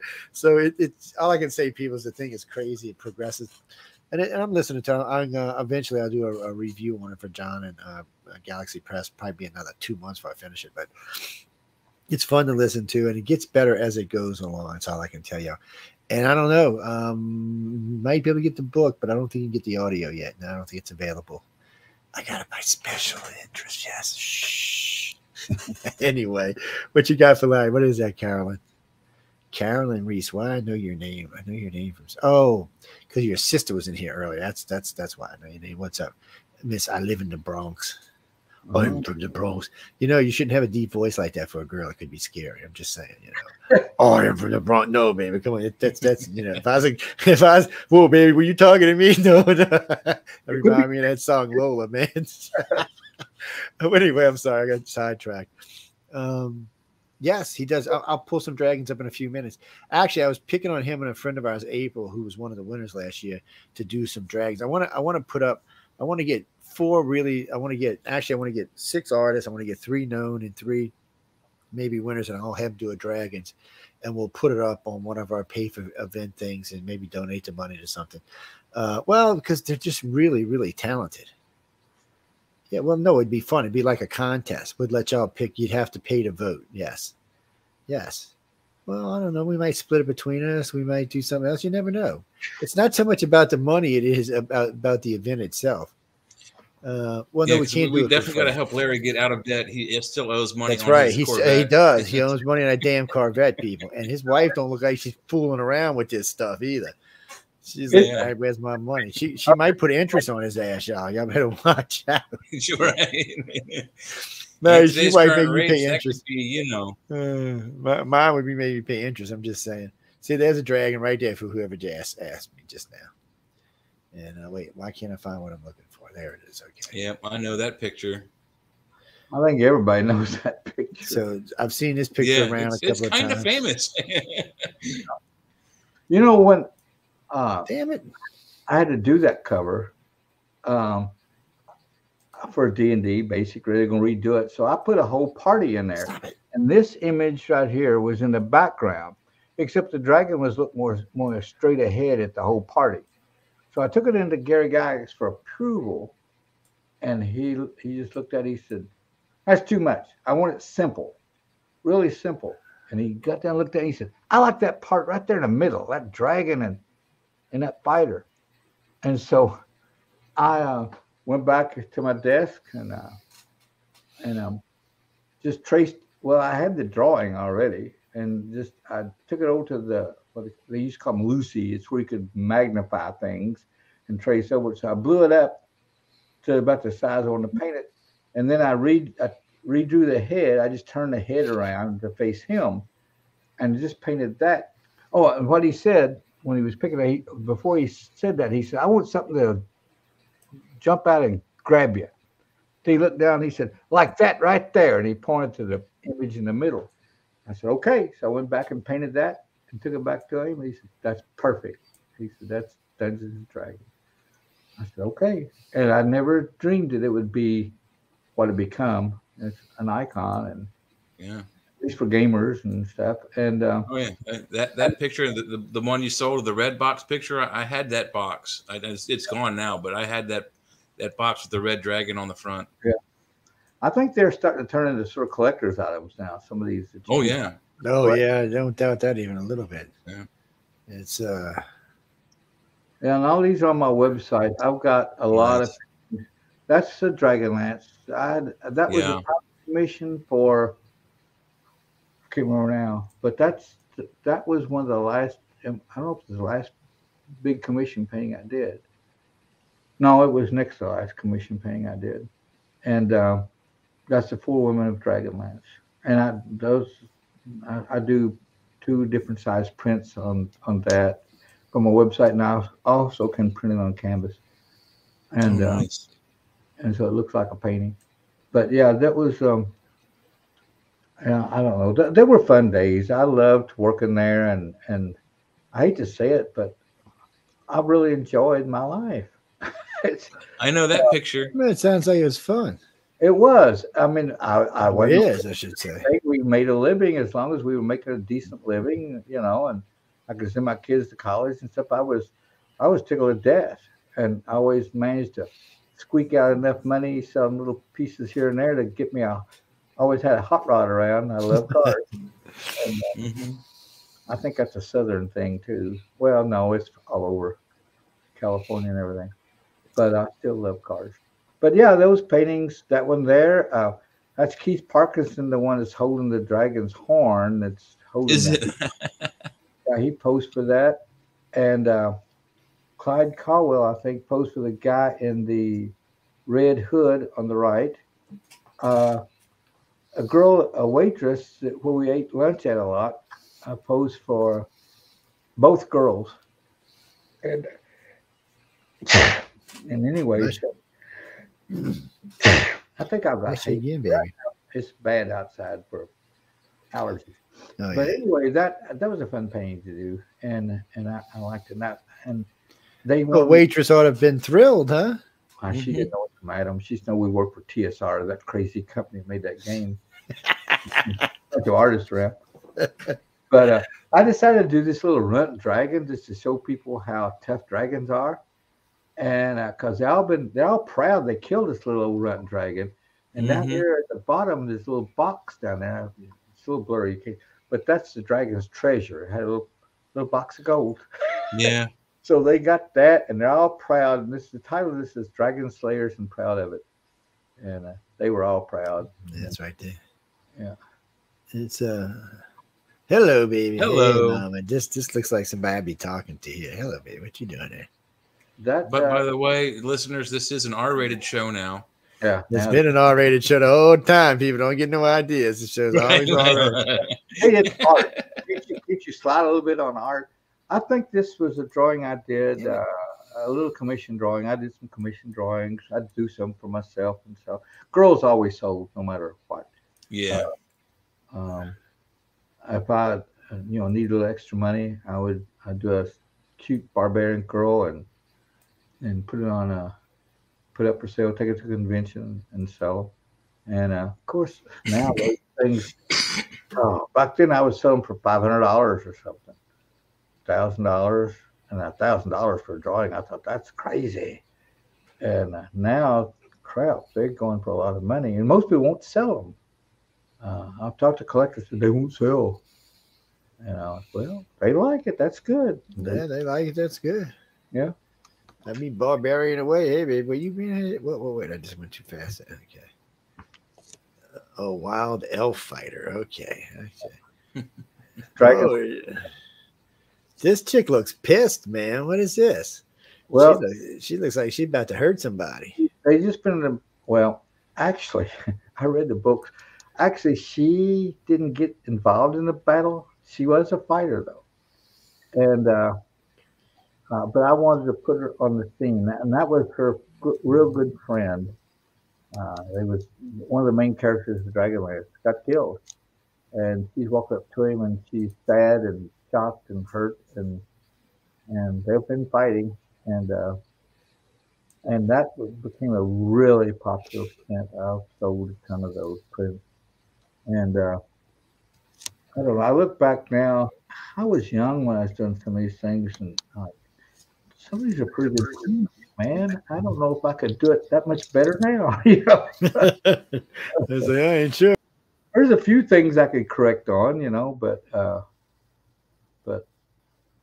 look back at some of the paintings and I think I was painting out of my mind. I don't know if I could do better now. And of course, I was in my prime then, through my 30s and 40s, just cranking them out. And then as I got older, I took it on private commissions. And then I got tired of that because a lot of times they wanted stupid stuff and I didn't want to paint it. Some of them wanted good stuff and I like those. And so now I'm just painting for myself. I've got a big painting going right now. I've been working on the woods in the background, the trees and stuff, and I'm still working on that. And this one's just for myself. And I don't plan on selling it. Probably my kids will one of these days. Yeah, they'd be like, yeah, well, me enough money. Well, my kids are doing okay. I don't think they'll. No, see, that's a difference when you leave stuff behind and your family's in good shape. They really won't get rid of it. They'll keep it and maybe give it to their grandkids or their great grandkids. So they get a grandkid and like, hell, I'm selling this crap. They're like, what is this? But Grandpa was crazy, man. We just need to sell this stuff. Weird stuff. Yeah, that's old stuff. I like new stuff. Yes, currently I got I'm a great grandfather. And don't ask. Steph, man. Don't ask. Yeah, I am. So my oldest, her daughter is 37. She had 2 kids, and one of them decided to have a kid. So, well, I'm older than you. I know. Tell me about it. I'm a baby, man. I can't be having this kind of stuff going on. But my oldest grandchild's 18, and my youngest one's like 11. I've got 4 grandchildren. So I can't believe my oldest grandchild's 18. But yeah, it's and then my son, my youngest, he just got married and just a couple of weeks ago. So we'll see if there's some more bearing babies on the way. I told him, I said, you waited too long. I'm too old now. I got other things I want to do. So I'm going to go buy a boat. He's like, Dad, I told you, man, you wait too long. What might happen. And so sometimes, things happen, man. I decided I want to spend that money on something else. It's one of them things. Sooner or later, he'll have, a couple just to make somebody crazy. Dragonlance again. That's all the major characters in the book. Mm-hmm. The basic, when it starts out, the first book, you'll meet all those characters. And so when I had to paint this, and everything had to be done pretty quick sometimes with TSR, especially if it was a hot project they knew they could sell, then they wanted the painting done in a week or something, or 2 weeks the most. That's, wow. nothing to a finished oil paint. And so I grabbed artists in the studio, and I got my wife. If you move it over a little bit to the, I think I can move it. No, I can't. Yeah. The girl that's looking up with the dark hair was my wife. The girl behind her was another girl that worked in pre-press. This one right here is your wife? Yeah. Jeff Butler back there. Jeff Butler here. Jeff Beasley posed for one of these, but that didn't look. I did change their faces, but with Betty, she looked like the character, and this girl looked like the character. And then so I had to paint this as quick deadline. So man, the background stuff was just put in there like in a day, and then I started on the characters, and then the foreground was done fast. The landscape was done really fast, but most of the time I was spent on the characters and the campfire and everything. Yeah, it's good. Looks stay still picture. I used to not use models all the time, and then with the more commercial I had to get, even at TSR, they started making more money. They want to put out more products. Yeah, so it always is. Your deadlines got shorter and shorter and shorter, and so then to save time, I mean, I can draw a human, any kind of human, freehand, no problem. But it might take me longer. I might have to redraw it a couple of times to get it the way I want it. Back then, you didn't have that kind of time, especially doing commercial work. So Clyde and Caldwell always used models. And so I started using models, and Keith started using models. It saved a lot of time if you could just pose the body what you wanted. And that's all you needed. Just you be in a t-shirt and jeans. That's close enough. And you just get that body language you want, and then use your photo for reference, and then just go to it as fast as you can. You like some of these figures, most of the figures was drawn in a day and a half for this painting. So it went pretty fast. And so then, let me ask you this: when you paint these from a picture, when I was at art college, I went there for video production, but they made us take drawing and painting classes. So in one of the drawing classes, they made me take a selfie, 4 selfies, but I had to take a picture of myself, or have someone take a picture of myself. And then I had to take the actual picture and put 1-inch grids around the whole picture. And then I had to put 1-inch grids on, or larger grids on a canvas, and then draw my picture onto this canvas block by block. And it was hard, and I missed it. So my picture was like a bit lopsided or something. It was offset. I was down 2 blocks and over 3 blocks, so I messed up on it. But is that the best way to transfer from a picture? Usually, when the painting is a lot of the paintings we've done at TSR, they didn't need to be big. They're all going to go down no matter what. They're reduced, and so we would do them like that. Painting was probably at that time when it was really cranking them out, was about 14 by 16 inches, something like that. Yeah. Then we got up into 20 standard inches. Drawing pad size. Yeah, and so I was drawing 1-to-1 basically. Yeah. And then as paintings got bigger, and I wanted to paint bigger, and you get one you really want to do right. We got up to 20 by 30s, 30 by 40s, and we always had some kind of a. When I was working at places like that, they had I just take it as a photo. They had a photo lab like on site, and the process type and film and everything else. And they had a camera. I'd say, blow this up for me, and so they could blow my drawing up. Or before I've used what they used to call loosies. You stick your drawing down a board, and you get up here at the top, look at it, and it would enlarge it, and you bring the focus, and then I could throw a piece of tracing paper over and trace my original drawing, and. And so to get it up, the only time I've scaled them off when I was doing really big paintings, then I would do the grid scale and everything. And but yeah, and now I draw things at a comfortable size. And I draw it neat. I draw a lot of my finished drawings ends up on tracing paper because I just draw, and then I'll lay a piece of tracing paper over it. I go, in a pad. I just turn the next sheet and draw over it, make correction, turn another sheet, draw over it. My final drawing, the good drawing, is finally what I'm going to use is on a piece of friggin' tracing paper. But that's all I need for the painting. And then that you can blow up to scale. Well, You can blow it up in Photoshop, you know. Are you the fox in this picture? I'm just saying. I'm asking if you the fox in this picture. It says if I was in the picture, I'd probably be the fox or the fake blind rabbit. His sign says "Help the Blind," and she's walking by. I did 3 paintings like that with little characters. I used the fox and the rabbit in at least 2 of them, maybe 3.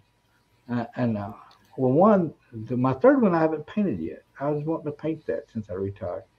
It's one called Going Fishing, and they're passing her on a path in the woods, and a girl, a sexy girl, and the old fox is carrying his fishing pole over his shoulder, and the fish hooks, he's hooked her little tunic, whatever, and pulled it up, and she sort of turned around. It's almost like the one that you saw forever of the girl at the beach, and what was it? Dog is pulling her bikini bottom down. And yeah. It's like that. I always thought that was cute, and so he's sort of pulling her dress up with the hook and the supposedly blind rabbit. He's really looking around and checking her out. He don't look blind to me. Yeah, he's not very blind. And I see Larry has no problem with anatomy here. It's well drawn. I was like, damn, man. So that could have been a picture there. It's who's that? Oh no. Yeah, cool. I had to do that in a week from beginning to end. And that was a quick one. And that was when computers were just starting to really come in. Before Photoshop was made, I guess, you know. Yeah. Before the invention. It's I know I asked a lot of illustrators now what's their favorite. Cool. Is that an Etten? Huh? Is it an Etten or just a regular giant? Just a regular giant, like a hill giant or something. Yeah, hill giant, definitely. And I've been offered all kinds of money for that. It's one of the most popular paintings I ever did, and I liked it. I got it for me, and it was used on TSR products, but I got to paint whatever I wanted to paint, and they liked it so much they published 2 or 3 times. And but yeah, I really liked it. That's Keith Parkinson played the dead guy. Played the dead guy. Keith again. She's the dead guy. The blonde-haired girl. That's when I was working. I was still doing some freelance work for TSR, but Keith and I had a studio in Lake Geneva. That's where TSR is at, Lake Geneva, Wisconsin. And our studio used to be like a clothing store. It had big glass windows and a glass door. And so people could see. And so there's this couple did it twice. I used a couple they was looking in, and I thought, man, the painting I had to work on right then. It's like, I needed a guy and a gal. And so we opened this door and let them in. They were like blown away with the art. I said, would you like to model for me in a penny painting? They sure. So we threw a cape on them and a few things. And I got a rough photo of them and painted them. This one was the same thing. This girl come by the studio and I said, want to be in a painting? And she said, sure. So I just had her kneel down and put her hand. I think I had 2 or 3 books stacked up. I said, lay your hand on a book. And I put some cushions down so she wasn't flat on the floor. And then she left. I had a picture, and I had Keith lay down across the cushions like a dead guy. Took a quick shot of him, and that's it. And the rest, I drew the figures from them, and the rest was just from my imagination. And away you go. That was a book cover. It was the first of a series that sold a lot, and the series went on for a long time. Scroll down where I can see the title. Crystal Shard. That was the first book of a series. I forgot the name of it. And that, I think the art, I think they put me on because they think the story was good. It was, oh man, I forgot the name of the series, but I did that one, and then I quit TSR, and then I think I'd quit when the rest of the books come out. So time to move on, baby. Dragonlance. Mm-hmm. And, I'm glad y'all know all these things. What was that, Denise? No, they geekier than I am, and you know I'm a pretty damn geek. Yeah, I've been playing D&D since 1977, or at least. You've probably seen the Dragonlance books, the first editions and stuff that came out. Did you? Or you just played? I had some Dragonlance books in my book collection, but there was a horror story when I moved out of Maryland up to here. I won't tell why, but my most of my books didn't make it. Oh, that's bad. Yeah, it was sad. All of my AD&D hardcover books, Anarch Arcana, Player's Handbook, DM's Guide, all of that didn't make it, and I'm really upset because my friends want to start playing again, and we don't want to play 5th edition.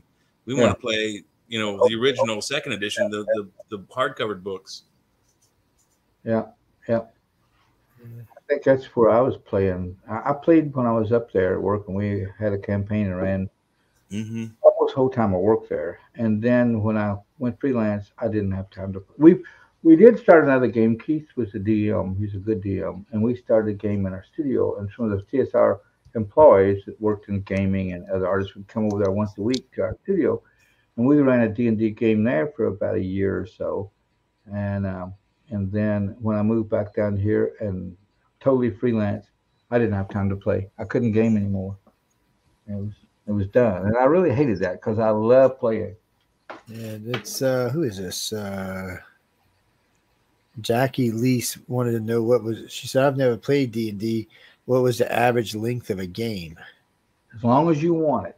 That's what I was thinking. I've known games to go on for 20 years. It's like you're writing a book and you can end it whenever you want to, all of you together, each person playing. There's no game on earth like it. A role-playing game is the most, that's what sold me to make me go work for them. I'd played D&D once, and I always liked games. I played every kind of game, Monopoly, this and that. And then a guy where I worked at Fort Knox, this before I was hired at TSR as an illustrator, this younger artist come in, and every lunch there'd be some high school kids come around. They'd get around his desk, and they was playing a game for an hour. And I looked at the books. He was playing on books. It's like there wasn't no pieces. There wasn't no, they just rolled dice, different weird dice. And finally, after they left, I said, "What game are you playing?" He said, "Dungeons and Dragons." He said, "You all would love it if you play it." So about a month later, I said, "Let's play it." And so we started the game, and we got to play about 3 sessions at lunchtime. But our lunch was going 2 hours long, and our boss stopped us. But I never fell in love with the game. I've never seen a game like it. The players make the game. Yeah, that's the way you want the game to be. That's the kind of game you want to be in. You shape the game. The dungeon master's got to be sharp. The guy running the game, he's got to be thinking ahead and have maps and stuff pre-planned, and he can control the direction you go in. Let's say if he's got a big castle laid out, it's his drawings, and he knows what monsters are in it and everything else. He's planted ahead of it. So he will convince you somehow in the game. He'll make things happen to where you need money. So you need money. Get that money, man. There's gold in this castle.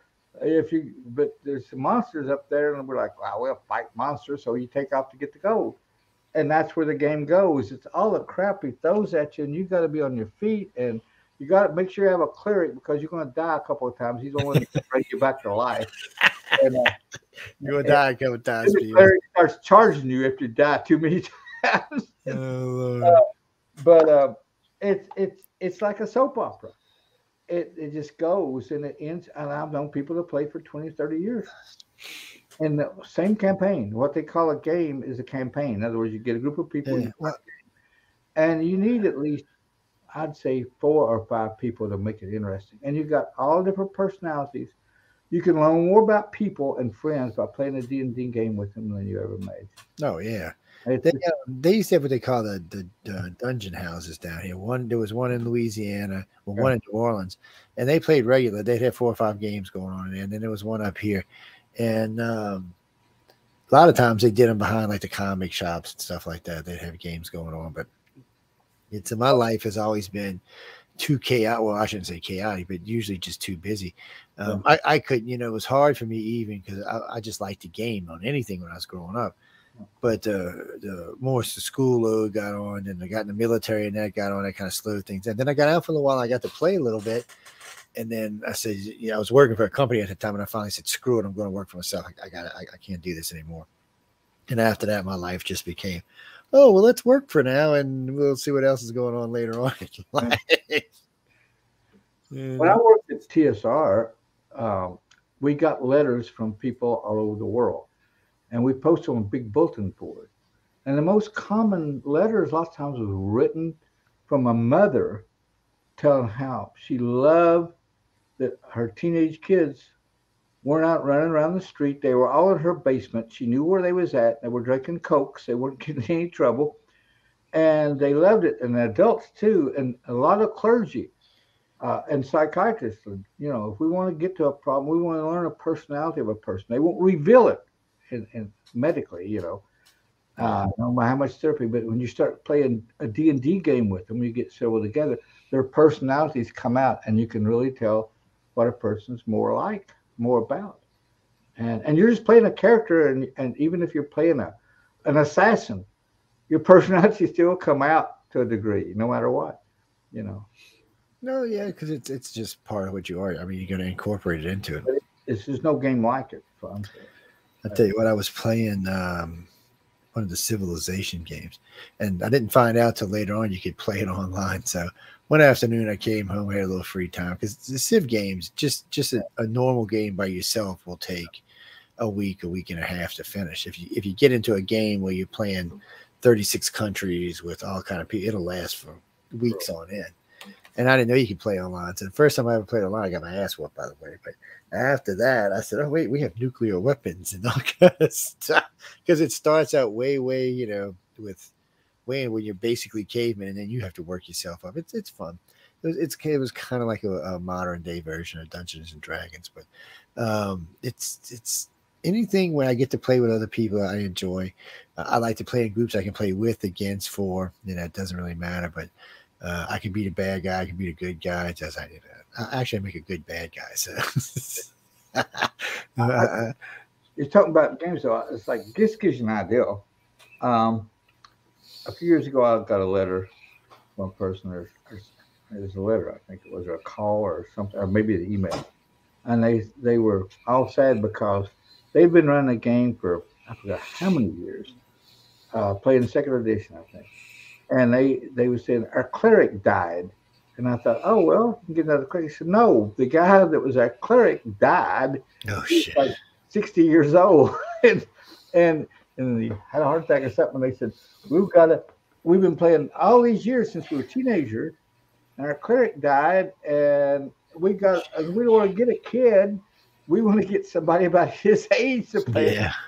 And you got to have a cleric. If you haven't played, a cleric heals you of wounds. He can raise you from the dead. But it's usually going to cost you some money, some play money, you know. Yeah, still it's going to cost you that. Character you got to have, because you will get killed in D&D, and you're going to have somebody to resurrect you. Oh, I know that picture. Jake goes back. I know that picture, man. You pervert, you. Oh, what am I going to do? I think I have a poster of that one, actually. That was a 30 by 40 painting. I was commissioned to do that. Was, you know, the old pinup model Betty Page? Oh, yeah. Definitely so, Betty Page like. He sent me a lot of pictures of her. And if this was clear and really in focus, you could really see it looked like her. Oh, I don't even have my glasses on. I can see it. Yeah, we got just a tad bit of a blur tonight, too. For some well, reason. You pull it off the website and everything else. So DPI is probably dropping here and there. Yeah, it's painting. I make prints, big prints of that, limited edition. Right. I bet. Well, the other one was good too. Okay, what's going on here? It's another Dragonlance. Yeah, I know that one. That was the books. Green Dragon. Yeah. This, you know, the actor Joe Manganiello. Yeah. You've heard the actor Joe Manganiello. What's that movie? Is out a few years ago? He was a male stripper, and he's been in a baseball movie and this and that. Anyway, he is a big D&D player.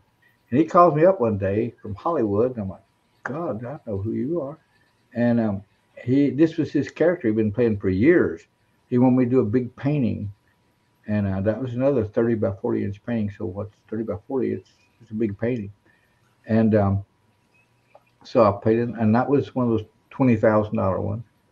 And God, now I don't know. He's told me he's been offered everything. And I was out at the Writers of the Future there. As you know, when they have their annual award ceremony, I was Yeah. there, and I get a call from him. He said, "I heard you."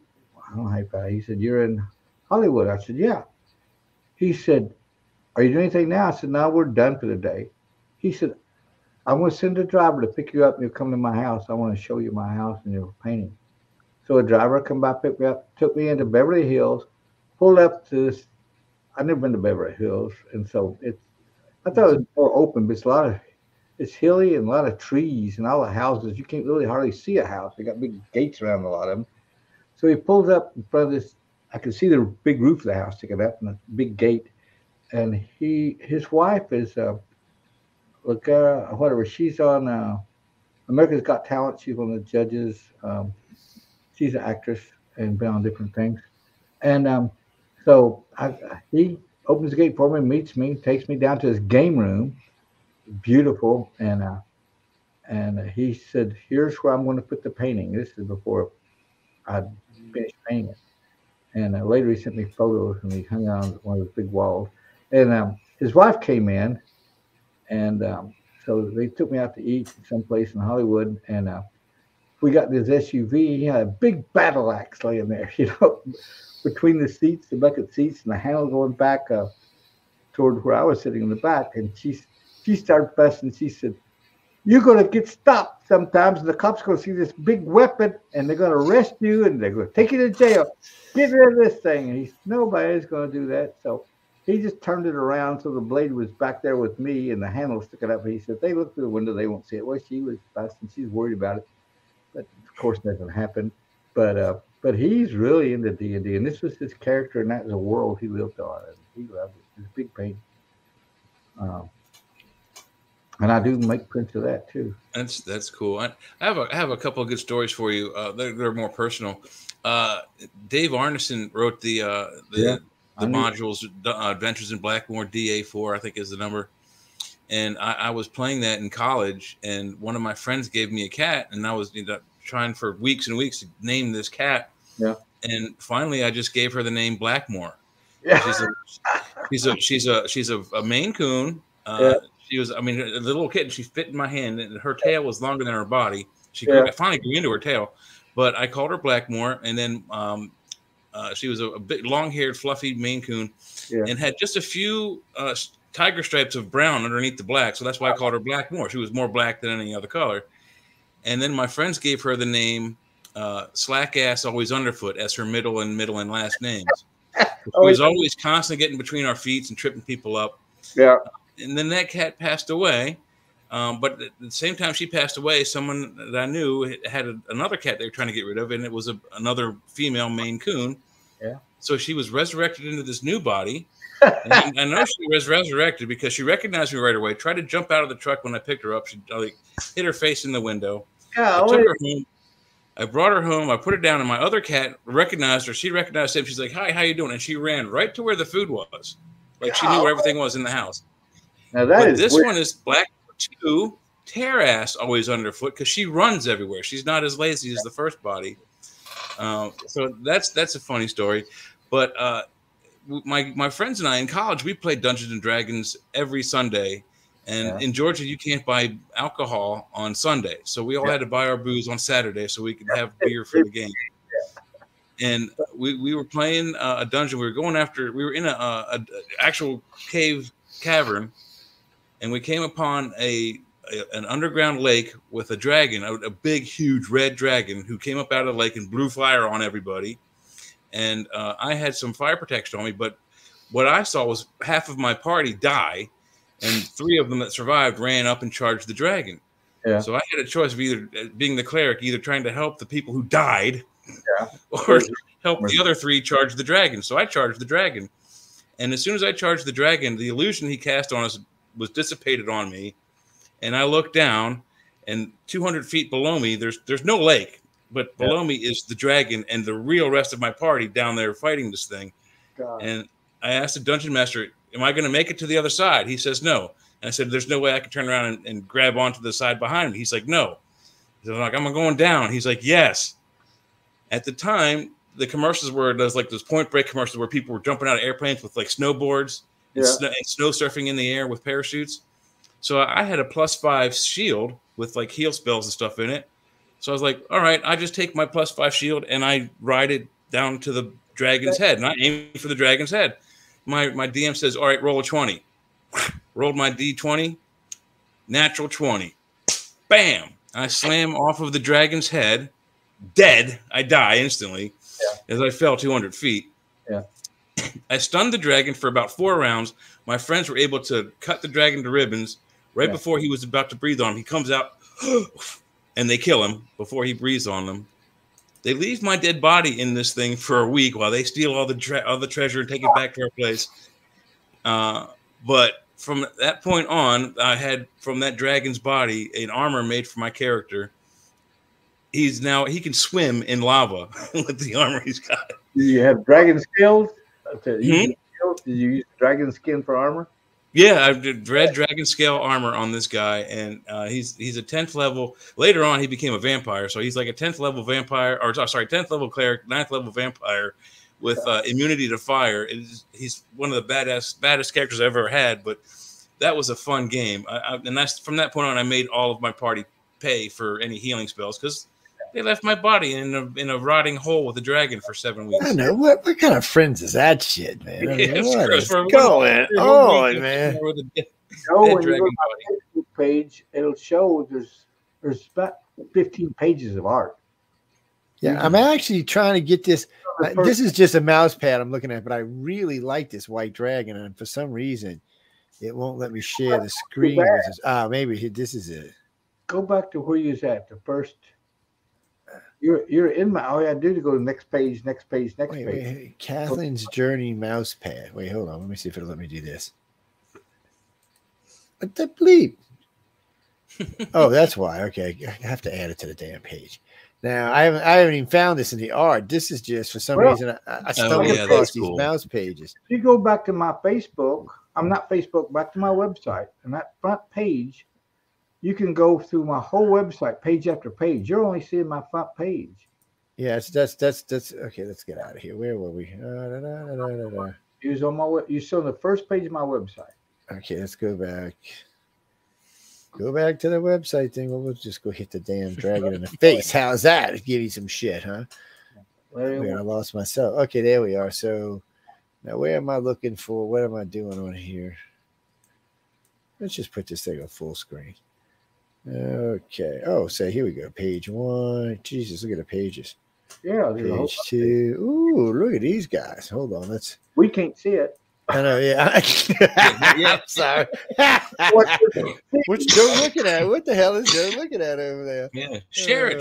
Shit. Hold on. Let me get it. Put it on the page. On that front page, we did a mixture of a little bit of everything. Girls, Dragonlance, D&D. Just all kinds of things.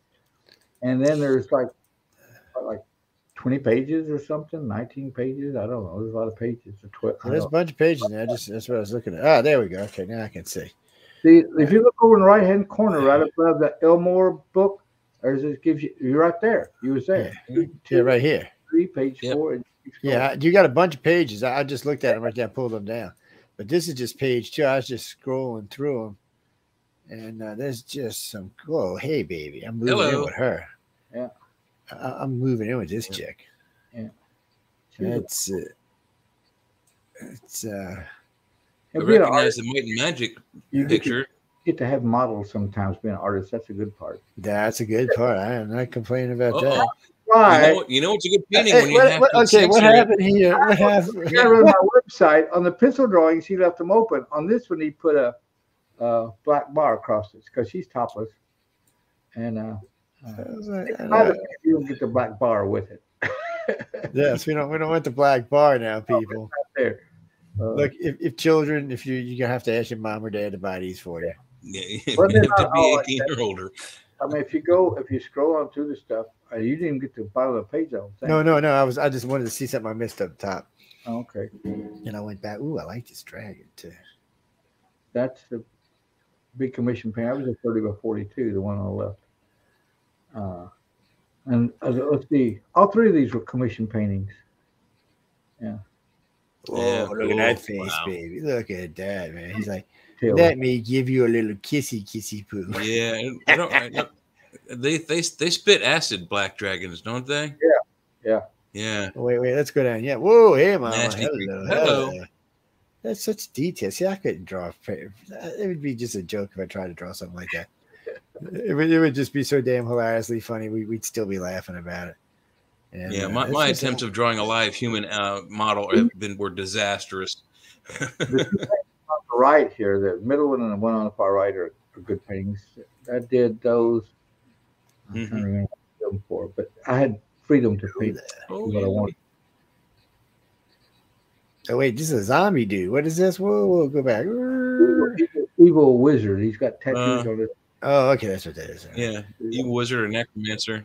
Hey, Red, nice to see you. So, and he's was she a druid? Yeah, or something like that. She's pulling these skeletons. He's pulling the skeletons out of the ground. He's a magician, and she's a druid or something. I can't remember. They're gonna fight, and she's gonna have to beat the skeletons too. Yeah, it looks like she's pulling something out of the earth with those green wispy things. It's earth power, just like magic coming out of the earth. She's pulling it out. And then that one is. I tell you a weird thing about this painting. And all these have got the Elmore watermark on my website. Yeah, I was just gonna tell that to somebody. Somebody asked me if that was part of the picture. That's not a watermark. That's so y'all don't steal it, people. That's what not if you buy it. No, that's so they can't steal it off the internet. Yeah. See this tombstone over here? See all this little writing? Yeah. I just made that shit up. I was thinking like, oh yeah, ancient writing, and I was writing, awesome, and I did this. Well, I was at DragonCon about 3 years later selling prints, and this guy walks up. He was pretty neat, and after I talked to him a while, you can tell he was very educated, and he was really into, let's say, for a better term, witchcraft, and he was a high up in it. And I'm like, really? He said, how did you do these runes on the stone? I said, the ones on the stone, I just made them up. He said, you made them up? I said, yeah. He said, man, you're hooked into something. I said, what do you mean? He said, I can read that stone. And he said, that's all ancient writings. And I did try to copy, not get a book and copy, just remembered what I'd seen of runes, and some of it's made up, some of it. And hieroglyphs and stuff. Yeah. He read me some of it that he could. Some of the ones I made up he couldn't read, but he read me some, and he said it's talking about power and magic, and I'm like, well, I got a little scared then. Like, yeah, man, that's what you wanted to be like. I mean, come on. Yeah. Hey, I'm not into this. The painting on the left was another big painting I did for myself, and it sold a lot of prints of that. Yeah. Another censored drawing. Yeah, they're all. I just made up a big monster come through the snow. He's like a tank come through the snow. Yeah, it looks like a tank. I think somewhere somebody started using it looks like a minotaur, sort of. Yeah, it's sort of a cross between a lot of stuff. And Teenage Mutant Ninja Turtle. Yeah. Don't even start with y'all's Teenage Mutant Turtle shit, Cecil. I don't know. Larry can't draw them. Them are copyrighted goofballs. Yeah, the Ninja Turtles. Like, well, you don't think the Ninja Turtles aren't copyrighted? You can't just pay on them. They get upset about that. That's a portrait of a girl. She used to help me at DragonCon a lot, and she was really built good, really sweet, and she was really good at sales. That's a good thing there. Out the eye, people walking by the booth, they're like, "Whoa!" And so they'd stop and start looking at prints, and she'd start talking to them. She had a great personality. And she ended up selling 2 or 3 prints. She's the best salesman I ever had. She sold better than I could.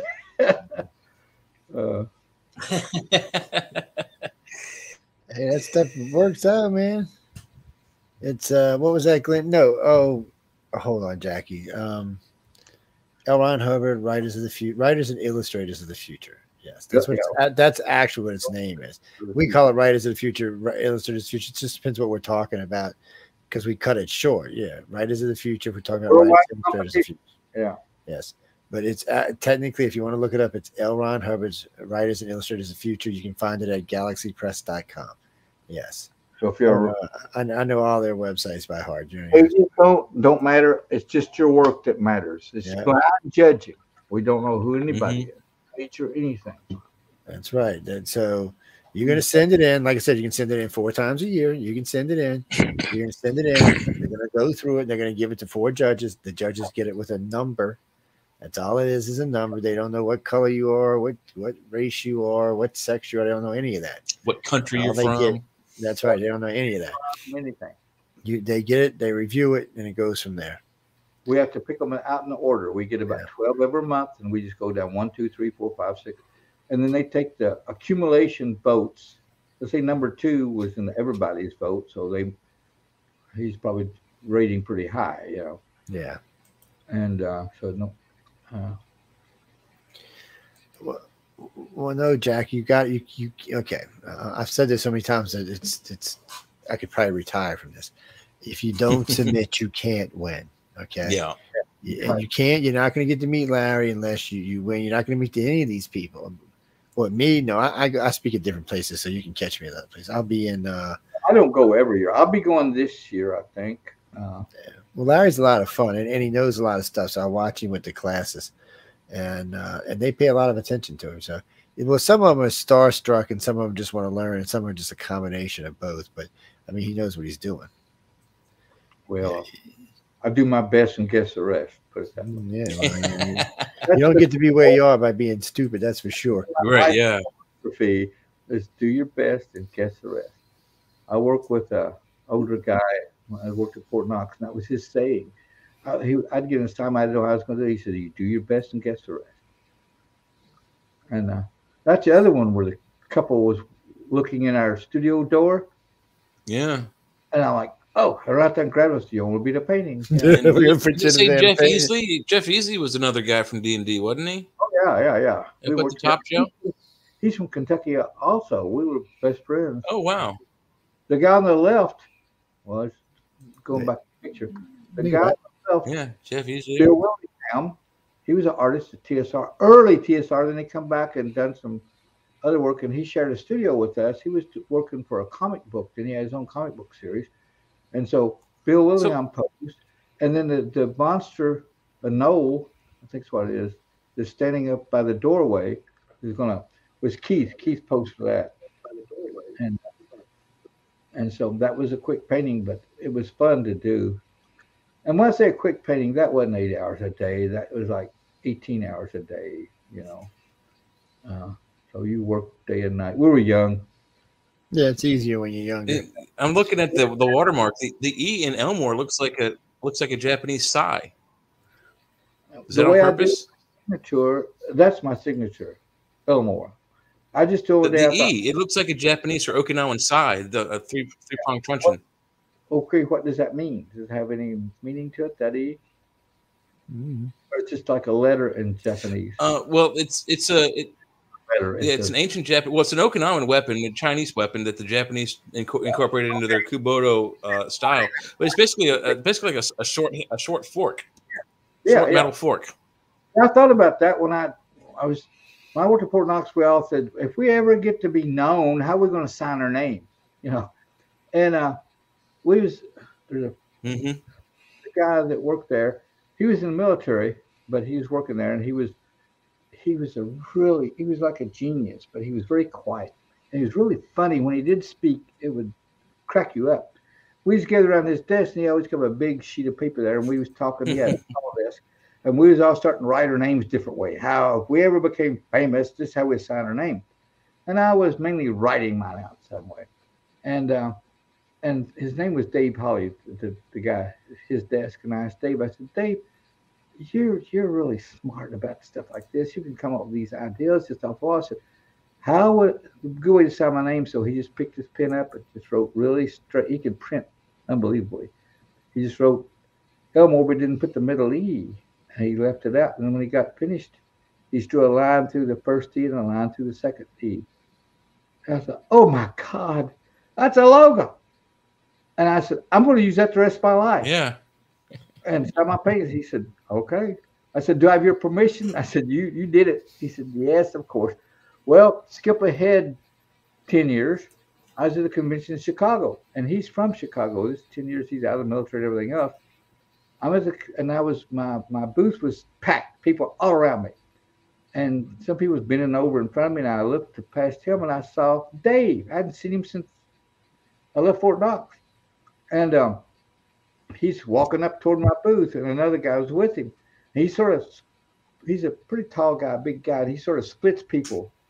And I recognized him. I shake his hand. He said, the guys with him, we brought him up there. He said, this is my friend. He told me his name. He said, all I want you to do is tell him that I was the one that showed you how to sign your name, because he doesn't believe me. He said, none of my friends believe me. And I said, sure. I told him about the time of the death. He said, so Dave really did do your name that way? I said, yeah. And I told him that. I'm going to use that forever. And Dave turned around and said, I told you. And so his buddy was freaking out. He said, you did that? That was a fun painting to do. That was a cover of a Dragon magazine, I think. And so you had to settle a bet. Yeah, I settled a bet, and Dave won, my buddy. So ever since, yeah, I would hope so. Yeah. But it's funny you say that you guys did that, how to figure out how to autograph your stuff later on when you became more well known. When I was bored in high school, that's what I did. It's like, I think one day I'm going to be famous, so I better practice my autograph. So I just started writing my name until I got it down right. Yeah. Well, that was us. We're like, what if we get famous? We are dreaming, you're young. I was probably, like I said, about 23, something like that, 24. Yeah. And I hadn't been published anywhere yet. And just Fort Knox publishing stuff for the Army. And so when Dave wrote that, I said, that's it. So I started, when I signed any piece of art from that point on, I signed it that way. And so when I went to TSR, I'd already had, that was my signature. And when I did freelance for TSR before they hired me, I was signing it that way. I did some stuff for heavy metal at that time, back cover. I signed it. What's so weird, my first heavy metal, I got a back cover. Clyde Caldwell, which worked at TSR, he got the front cover. He was freelancing. And I was freelancing on the side. There's a Minotaur. Yeah. And so when I met Clyde, when we hired him at TSR, I said, so I finally meet the guy that got the front cover and I got the back cover. And his front cover was a big mouth, a crazy thing. And he said, I love your piece. He said, I tried to get a cover for over a year. And he said, they finally told me, he said, your paintings are, he said, we want something that would just jump out and like science fiction stuff, just crazy, just jump out and get somebody's attention. And that painting did. And he said, they told me, well, then they told him, he said, my painting told a story. And it did. It was, you could build a story behind it. You could write a book behind it. And he said, so they were used on the back because there's no printing on it. There's no logos on it. It's just a solid back, full color cover. And he said, so really, you got the best end of the deal. And, but anyway, it's luck again. Luck comes into play sometimes. Oh shit! I didn't realize how late it is. Ooh, it's I've been in bed for 2 hours. I remember the Strength Quest too. Yeah. We still got about 21 minutes we can run for. I stay up till 2 usually. So, do you have anybody left watching this? Yeah, we'll know people are watching. Well, we're talking, and then I'm flipping through your artwork as we're talking, and every now and then I'll stop in and zoom in on something as we're going, like hit a face or something like that when I'm going by. But I mean, there's just so much here. And then that white dragon, for some reason, I really like that white dragon. I don't know. I'm going, but I like a lot of your dragons too. Oh, so. Far right. Yeah, that is a cool picture. Click on that, and if you can read it, it says one of the crows is saying to the other one. He says, "Don't know what she's lost. Just hope she keeps looking." Keep on looking, baby. I hate to see you leave, but I like to watch you go. Have a good day there, young lady. Zoom in on old crows. You can see one talking to the other one. Yeah, they look like they're chatting. There's a lot of good stuff in here. Yeah. Well, like you said, Joe, what was it, 40 to 50 years you've been painting and doing this stuff. So there's got to be lots of stuff on your website. On the left, right there, the far left, that was done in like 2 days. That one. It was done in 2 days. It was quick, down and dirty. I had to have a cover now. And so it took me a day, half a day to draw it, and then I started painting it. When I finished it, they took it off to be scanned. It was still wet. Give me the damn thing, man. We need a damn thing now, man. Give me the damn. I get customers like that. Really down and dirty ones. We hated them. It's one of these afternoon jobs. They come in about noon. We got to have it, so you were at midnight working on it. You didn't go home sometimes, or you took it home and worked all night. Well, this was the one on another quickie one. That was that looks like out of some movie I've seen. Some I can't think of the name of it now. So I was thinking John Carter of Mars, but I don't think that's what that is. It could be the old John Carter of Mars. The last D&D, the highest, it was the gods. You had basic, expert, whatever, and this is the last one, and it was. That's cool. That is really cool. Yeah. Go Washington. Centaur with a machine gun. That's not a good cover. A machine gun, and I kind of recognize that building in the background. Sort of know what that is. I wish I'd have kept. If I'd have kept these paintings, God, I'd be rich. Oh, you know. Sell them. I just sell them to make a living. That's how it is, though. You got to make a living. That's part of the thing. That was a quick one. That was a Dragonlance, and they suddenly like, it's the Dragonlance book. It's the twins. And I'm like, we've seen those two characters before in another painting too. Yeah. It was like day after tomorrow, and I said, "Oh God!" So these were done, like 18 by 22, something like that, or 24. They're small paintings. It was done really, really fast, and I never liked that one because I could have really done better work, but didn't have time. It's just a quickie. Yeah, that's what happens when you work. Hey, go to the one on the far right. Portal 2.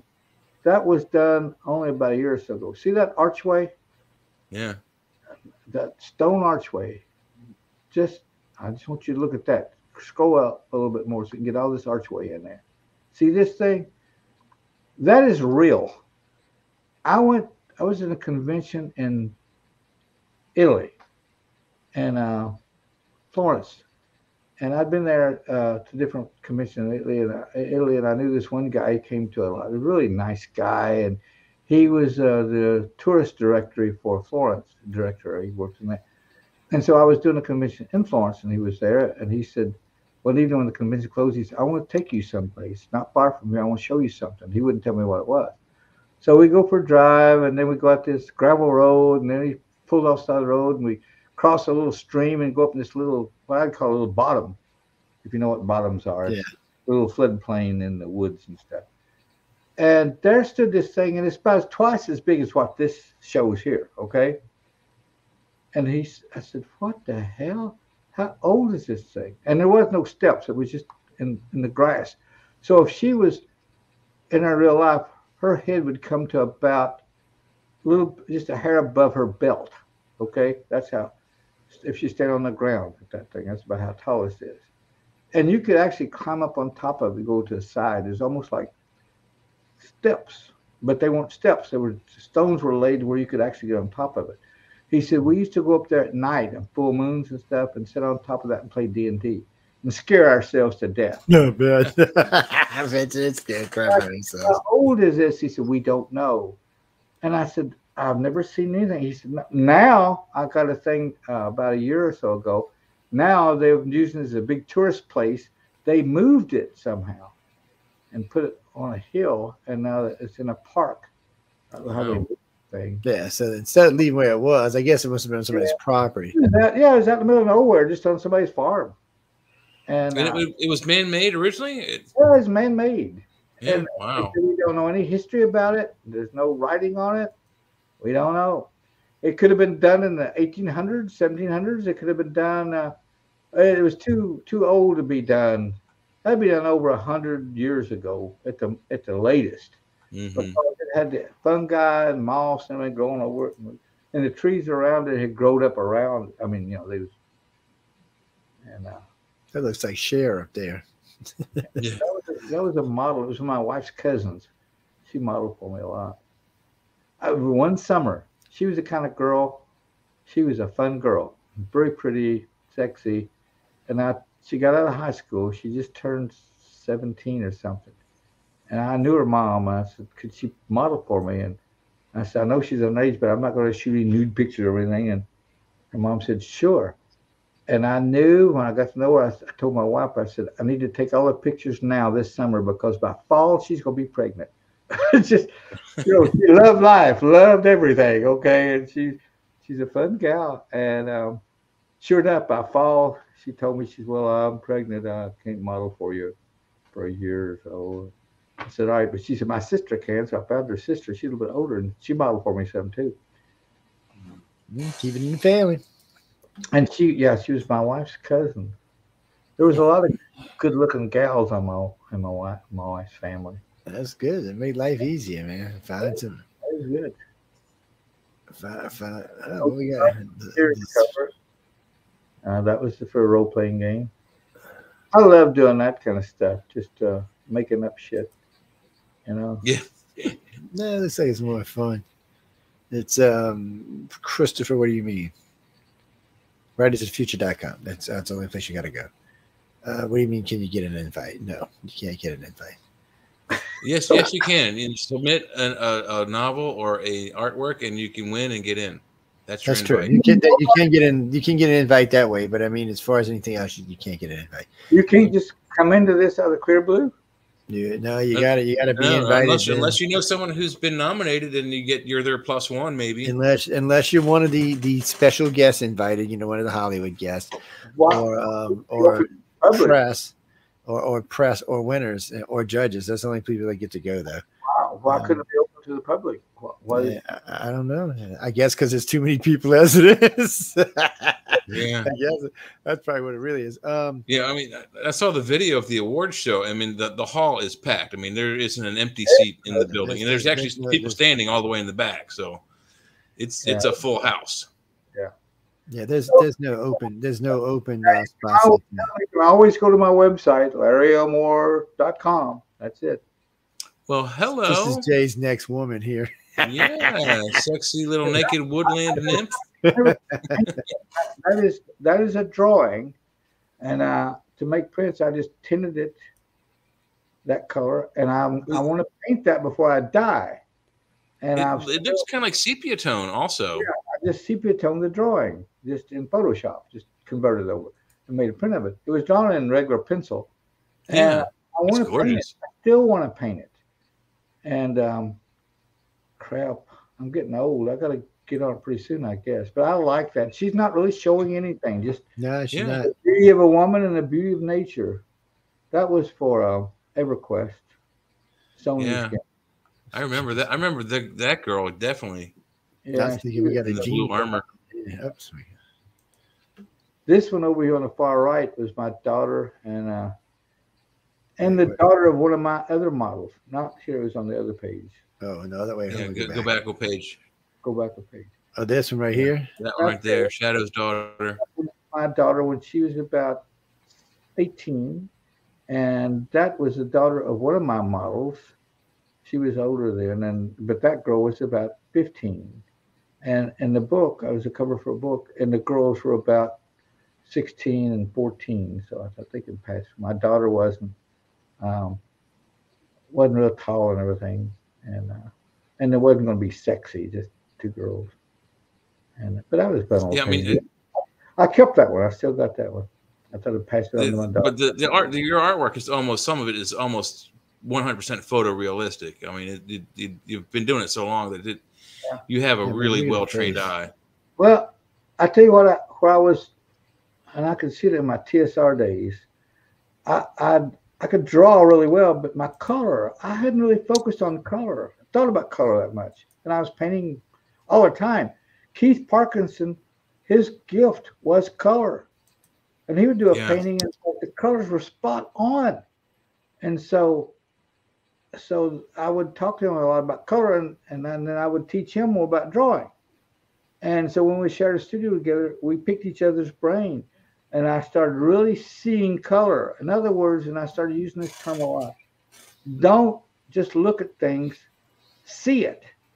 Look at it. What is that real color? Isolate colors. I carried a piece of paper around with like an index card with a round hole cut in the middle. And I'd walk around if I was outside in the woods or where I was walking, and I'd hold that white card up and look at that color of that sky or that tree. And Lord, once it gets a white, that would be the white of my palette. That color was a lot darker than I thought, or more subtle than I dreamed of. My mom would tell me it's green, it's dark green. When I really looked at it, it wasn't dark green. It was a bluish, greenish, grayish color. There was more distance in the air. And I'm like, oh my God. And I started doing that right before I went to work at TSR. I was getting better than when Keith came along. It's like his color. Now that painting right there, the girl sitting by the stream, the one on the left, I did that right before that painting helped me get a job at TSR. And that was the back cover of Heavy Metal.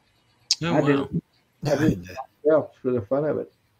And it's a spaceship landing. These little guys come down, and she was getting water by a pool. There's a pool at the bottom. And they're checking her out, and she thinks they're cute. That girl there, she had real long hair. She modeled for me until I moved to Wisconsin, and then couldn't use her anymore.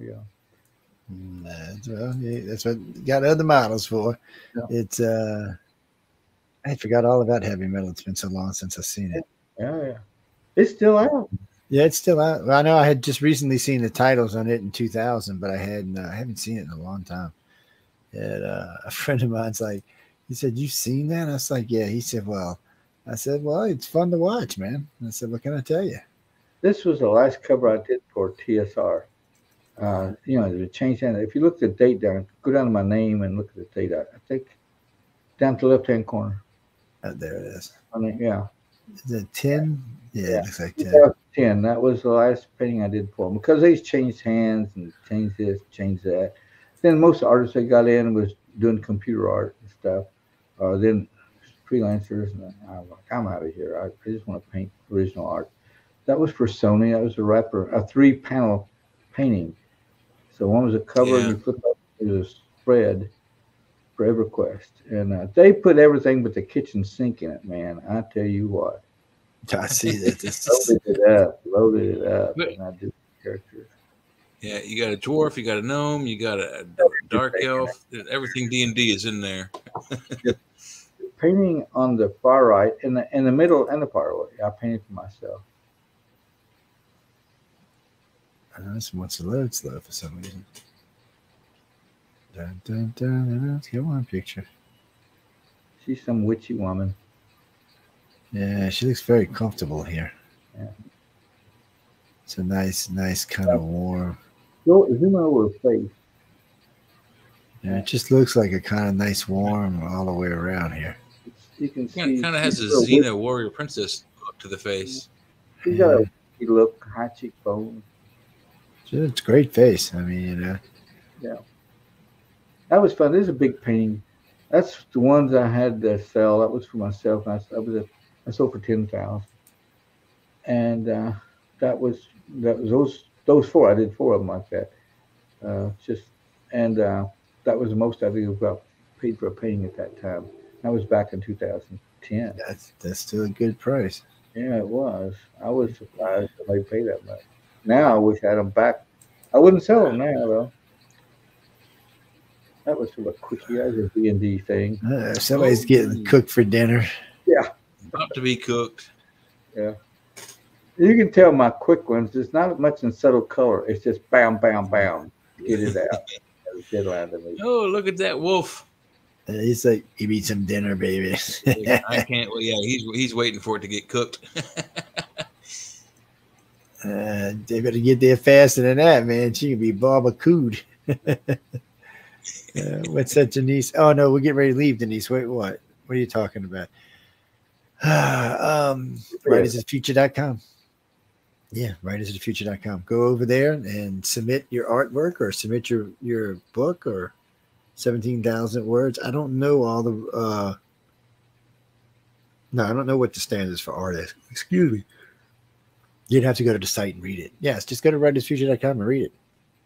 You can submit 4 times a year. If you want to go to my website, it's LarryElmore.com. And there, and you can click on them. Now remember, this will be in the video, people. If y'all forget who Larry is or what it is, you can see the address and everything right here. Hell, you can even see the prices as we're going through. Stop by, pop in. He's got a lot of great one here. And if you order prints, better do it now, because we haven't changed the prices in 10 or 12 years. So we're probably going to up the prices. I'm really cheap when I start looking at other artists. So I'm like, yeah.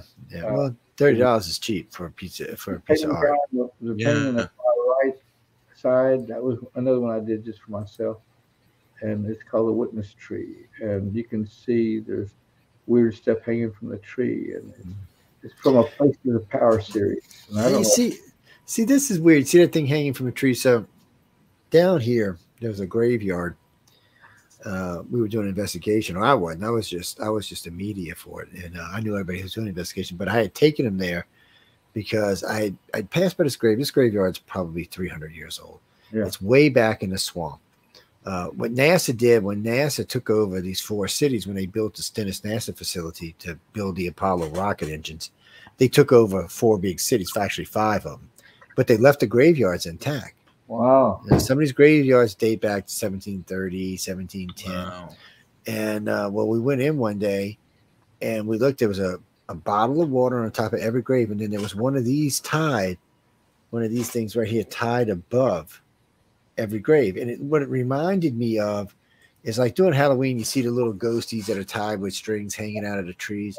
It reminded me of that, but it's not what it was. I still to this day do not know what they were doing back then. I mean, a lot of these graveyards, people think they can go do magic in. You never know what you're walking up on. When I was a kid, every once in a while you'd be in the woods and you find an old tree, and sometimes it'd be something tied hanging from it. Yeah. And so when I was doing that painting, it was a place for wizards or sorcerers go for power. The one on the left is another one of those paintings I did for myself. Yeah, it's right here. Yeah. And that was fun to do. I really spent a lot of time. These are big paintings, and spent a lot of time working at all of it out, the mountains, the skies. And of course, I would work almost around the clock on these. I was just into it. So you should have cheated and had what's his name, Bob Ross do all your backgrounds, and you just fill in. Well, Bob Ross was fast, but I didn't care for the problem. The guy that runs my website, Dave Simpson, the computer genius guy, he's running my Kickstarter out for me. His dad was in the Air Force, and Bob Ross was in the Air Force. And he said him and Bob Ross's son were friends. He said, I'd go over to Bob Ross's house and on the weekends, and him and his son would be running to the house playing. That was in Alaska. And Bob would be in there painting, and he'd say, now, boys, don't hit my palette. Don't hit my palette. Sound like some Ross would be saying. He's got a Bob Ross original. I tried to buy it from him, and he wouldn't sell it. It's you know, I ran across Bob when I was a kid, and I was like, what the hell? I was watching, I hate to say, I was watching Doctor Who on BBC when I seen him, and I just seen it, and I'm watching him one day, and he's using spatulas and shit. I'm like, how do you? What the hell is this guy doing? He probably needed to get his effects, you know. Yeah, so I watched him a couple of times. I'm like, what the hell? Because you know, I'm used to seeing people with brushes and small brushes, big brushes, and he's out there with spatulas and doing shit, and I'm like, okay, Bob, that's your thing, man. I didn't know. What do I know? I do some of the same effects when you're working with nature. I don't use spatulas, but I use worn out brushes. I keep old brushes. It's worn out, spread apart, or got a weird pattern to them, you know, and they're getting stiff. And so I mix the paint thin and just get enough to dab the brush in it, and it sticks, and you use it like a stamp, and you can just go through and rotate the brush, and you get all these patterns not controlled, you know, it's instantaneous. You know, maybe you should do the Zodiac in dragons and in women. I notice every now and then I see a picture in here that reminds me of a Zodiac symbol. Not quite, but sort of. And of course, you've got so much artwork. I don't know if you need any more. Damn. It's I mean, some of this stuff, and you can see the difference in your color as it goes along. It's not really in chronological order, but yeah. Yeah, well, I can see the dates. I've been looking at the dates on some. I haven't seen them on all of them, but I've seen the dates on a lot of them. So I've been. Believe it or not, unfortunately, I'm a researcher by trade. So it's somebody told me today, well, you're a journalist. I said, no, I'm not a journalist. I said, you could call me a reporter, not a journalist. I said, that's not. It's not. This chick looks familiar. That's probably one of the models. She's one of the models I use. She was a really well-built girl. I see that. You know what? I mean, back in the 90s, late 80s and 90s and early 2000s, there was a lot of well-built girls. I mean, really. And then all of a sudden, all of America started getting fat. I did not say that. People already said that. I didn't say nothing. I'm pleading the fifth, man. When I try to find a really well-built model, like the way male or female, it is hard to find. The last time when I was using models, I've got enough photos now that I photograph, I can use them. But the last time I was using them, I had to go to a gym and get girls and guys that bodybuilders. But I didn't want to get them too overbuilt. Where they just started and they built good and had a little bit of tone to them. So I would get those girls to model. And it's hard to find them. They're used to 80% of the women were built really, really good. Young girls and grown women. Yeah, it's the way people are built today have changed. I didn't realize that. My dad had told me this. My dad was born in 1911. Yeah. And he used to tell me that the girls, when he was a young man, looked a certain way, and as he got older, they became more voluptuous. They were skinny is what he used to talk about. And then of course, as we got into the Marilyn Monroe era and places like that, and then all of a sudden we went through what I'd call the skinny mini 70s and 80s, where everybody thought they needed to be the size of a thimble. Yeah. And now we're back to, well, how can I say this politely? I'm not going to say it. I'll just get in trouble. But really big features. How's that? There we go. I'm just, and it's. A friend of mine was talking about it to me the other day. He says, well, go back up to the very top of that one. This one where? Yeah. No, you already passed the page. Come on. Oh, well, we can go back. Hold on. It takes 1 second to go backwards. Click, and where we were 9. Boop. Okay, now where were we? Must have been at the bottom because never mind. Just forget about it. That's it. Where? See the bike there? Oh, yeah, right here. Yeah, blow that one up. That was one of the motorcycles I used to have. I rode motorcycles. I sold my last one 3 years ago, but I rode motorcycles too for years. I loved, and that was a special built. I didn't have a special built, but it was a Harley engine and everything. And I love that bike. It was really cool. And so I got a model to straddle it. I remember I had I don't know, we had blown up a car, and my stepfather had a bike. He said, let me sell you this. He had one of them damn this bike was fast as hell. He said, let me, but he had a tour package on it. Yeah. So this was more like a racing bike that he decided to put a tour package on, which was cool. I mean, it had stereo and all. I was like, okay. So my wife said, I'll never get on and ride. I said, okay. All right. So one day the cars book had to take it to work on the bike. That was it. We were riding for weekends and weekends. And then she liked it. Oh yeah, but it took a little while. But after that, she did. But riding, people don't realize. If you've ever been horseback riding, that's like riding a motorcycle. When you ride for a long time, certain parts get numb, your legs get kind of tired. That's having that big bike between your legs all day long. But vibrations. Yeah, it is. And but I love to ride. I remember when I was a kid, we started out riding. Well, actually, we started out riding mini bikes, then dirt bikes, then street bikes. Then one of our friends got killed, and we took a break for a while, and then we went back to riding street bikes again. And I remember my friend got him a KZ 1100 with a drive shaft on it. Yeah. This bike was insanely fast. I mean, he goes one day, let's go see how fast we can get it. I'm like, well, you want to die? He said, well, yeah, he said, live fast, die young, you leave a beautiful corpse, right? And so we're cruising along. He taps me on the leg because he couldn't look up. He couldn't look down without his helmet wanting to blow off. So I had my eye creeping over, and I could barely see the speedometer at 160. And it was very strange. I wouldn't get that fast. On these country roads around here and everything, it could be animal anything. Well, we were on interstate and we were cruising, but that was the fastest I had gone in pretty much forever. And then I joined the Navy, and then that was like putting. I remember my first flight in the F-18 Hornet. I was like, "Whoa, what the hell is this, man?" I was hooked. I mean, them damn things are beastified.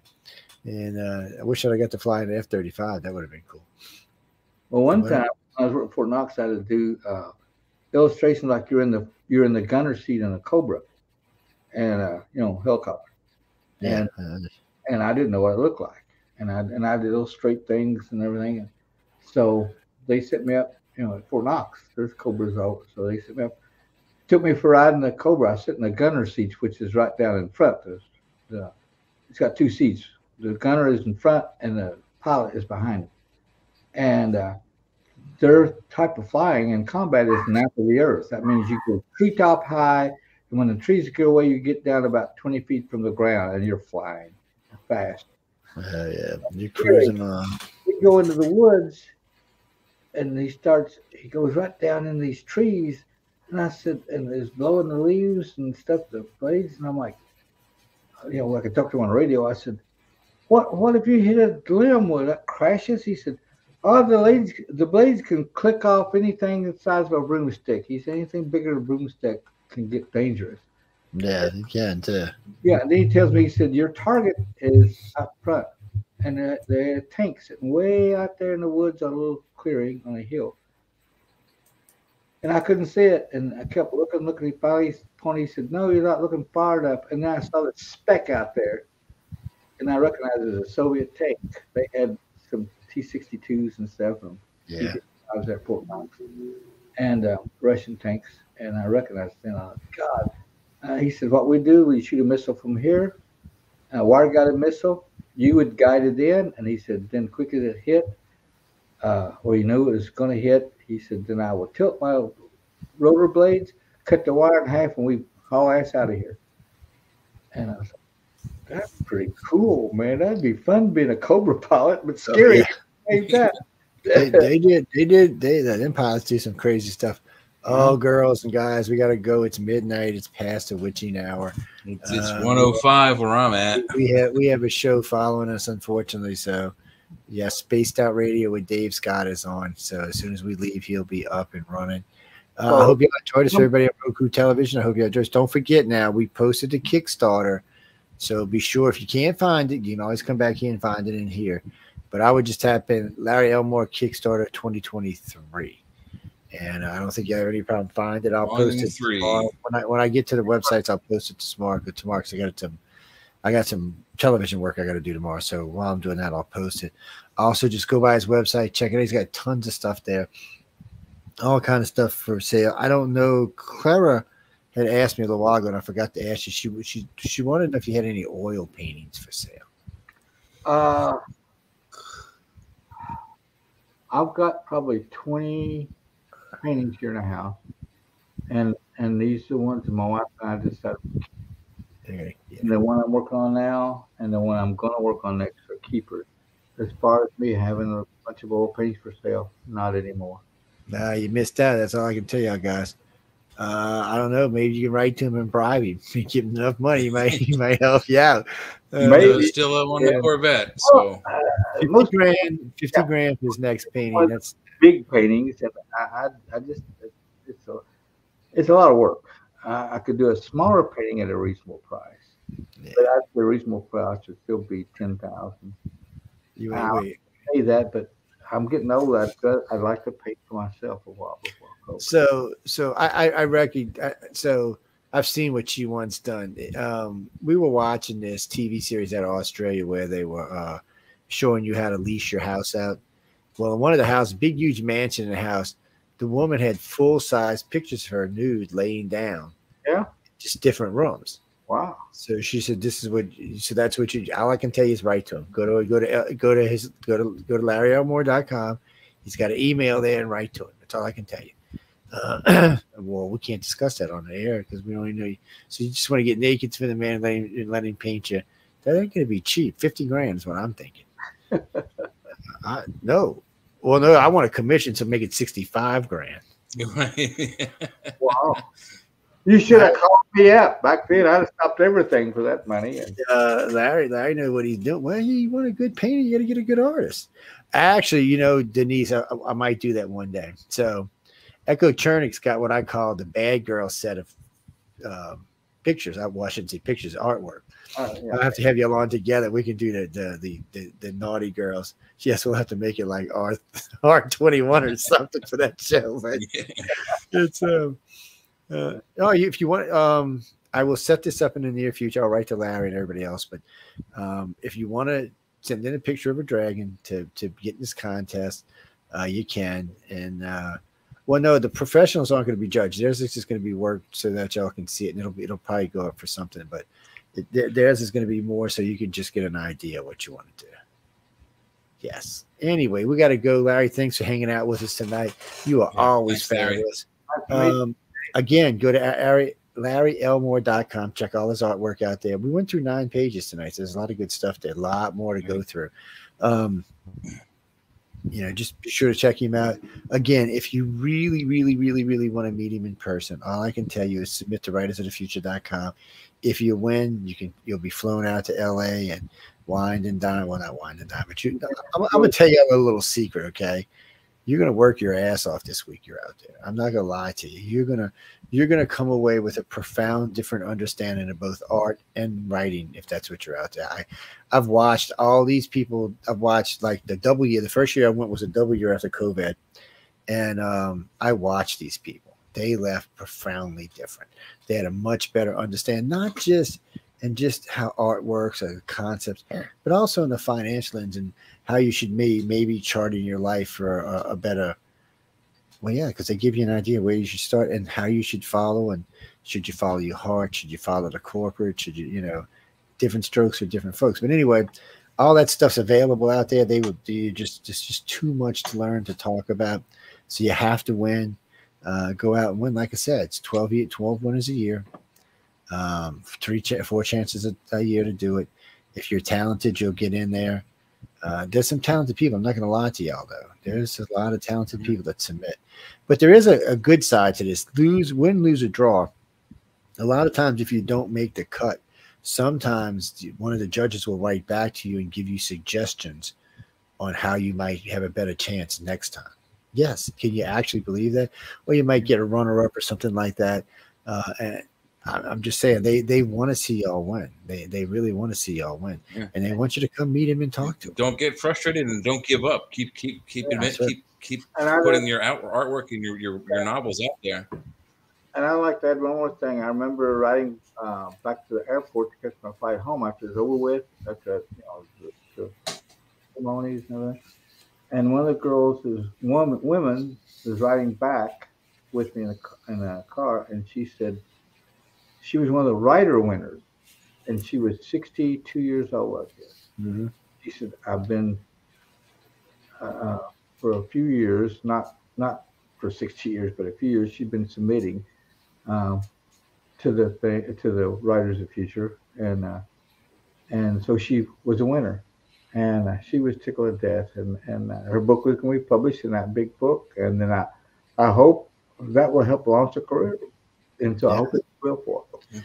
I'll tell you this, at the very least, it gives you an extra boost of confidence you didn't have before. It also hooks you up with other writers and illustrators other winners that you can talk to. So a lot of these winners stay friends. I mean, I've talked to a lot of them. I talk to them off and on. A lot of the winners stay friends and they help each other out. So it's all I can say. If it's kind of an exclusive little club is what it is, where you can learn things that you'd have to go pay college to learn. I'm just being honest with y'all.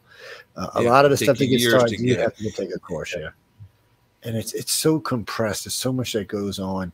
It's just very compressed. Oh no, last year it was from like 8 a.m. to 8 p.m.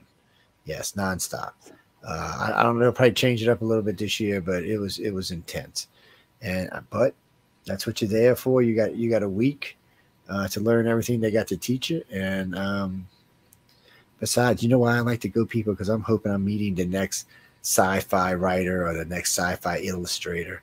because I'm a big geeky sci-fi kind of guy. So I'm just hoping I'll get to say, hey, I knew that person. I got their autograph. But we really got to go, guys. Coming up next is Scott, whatever his name is. Scott, what is your damn name?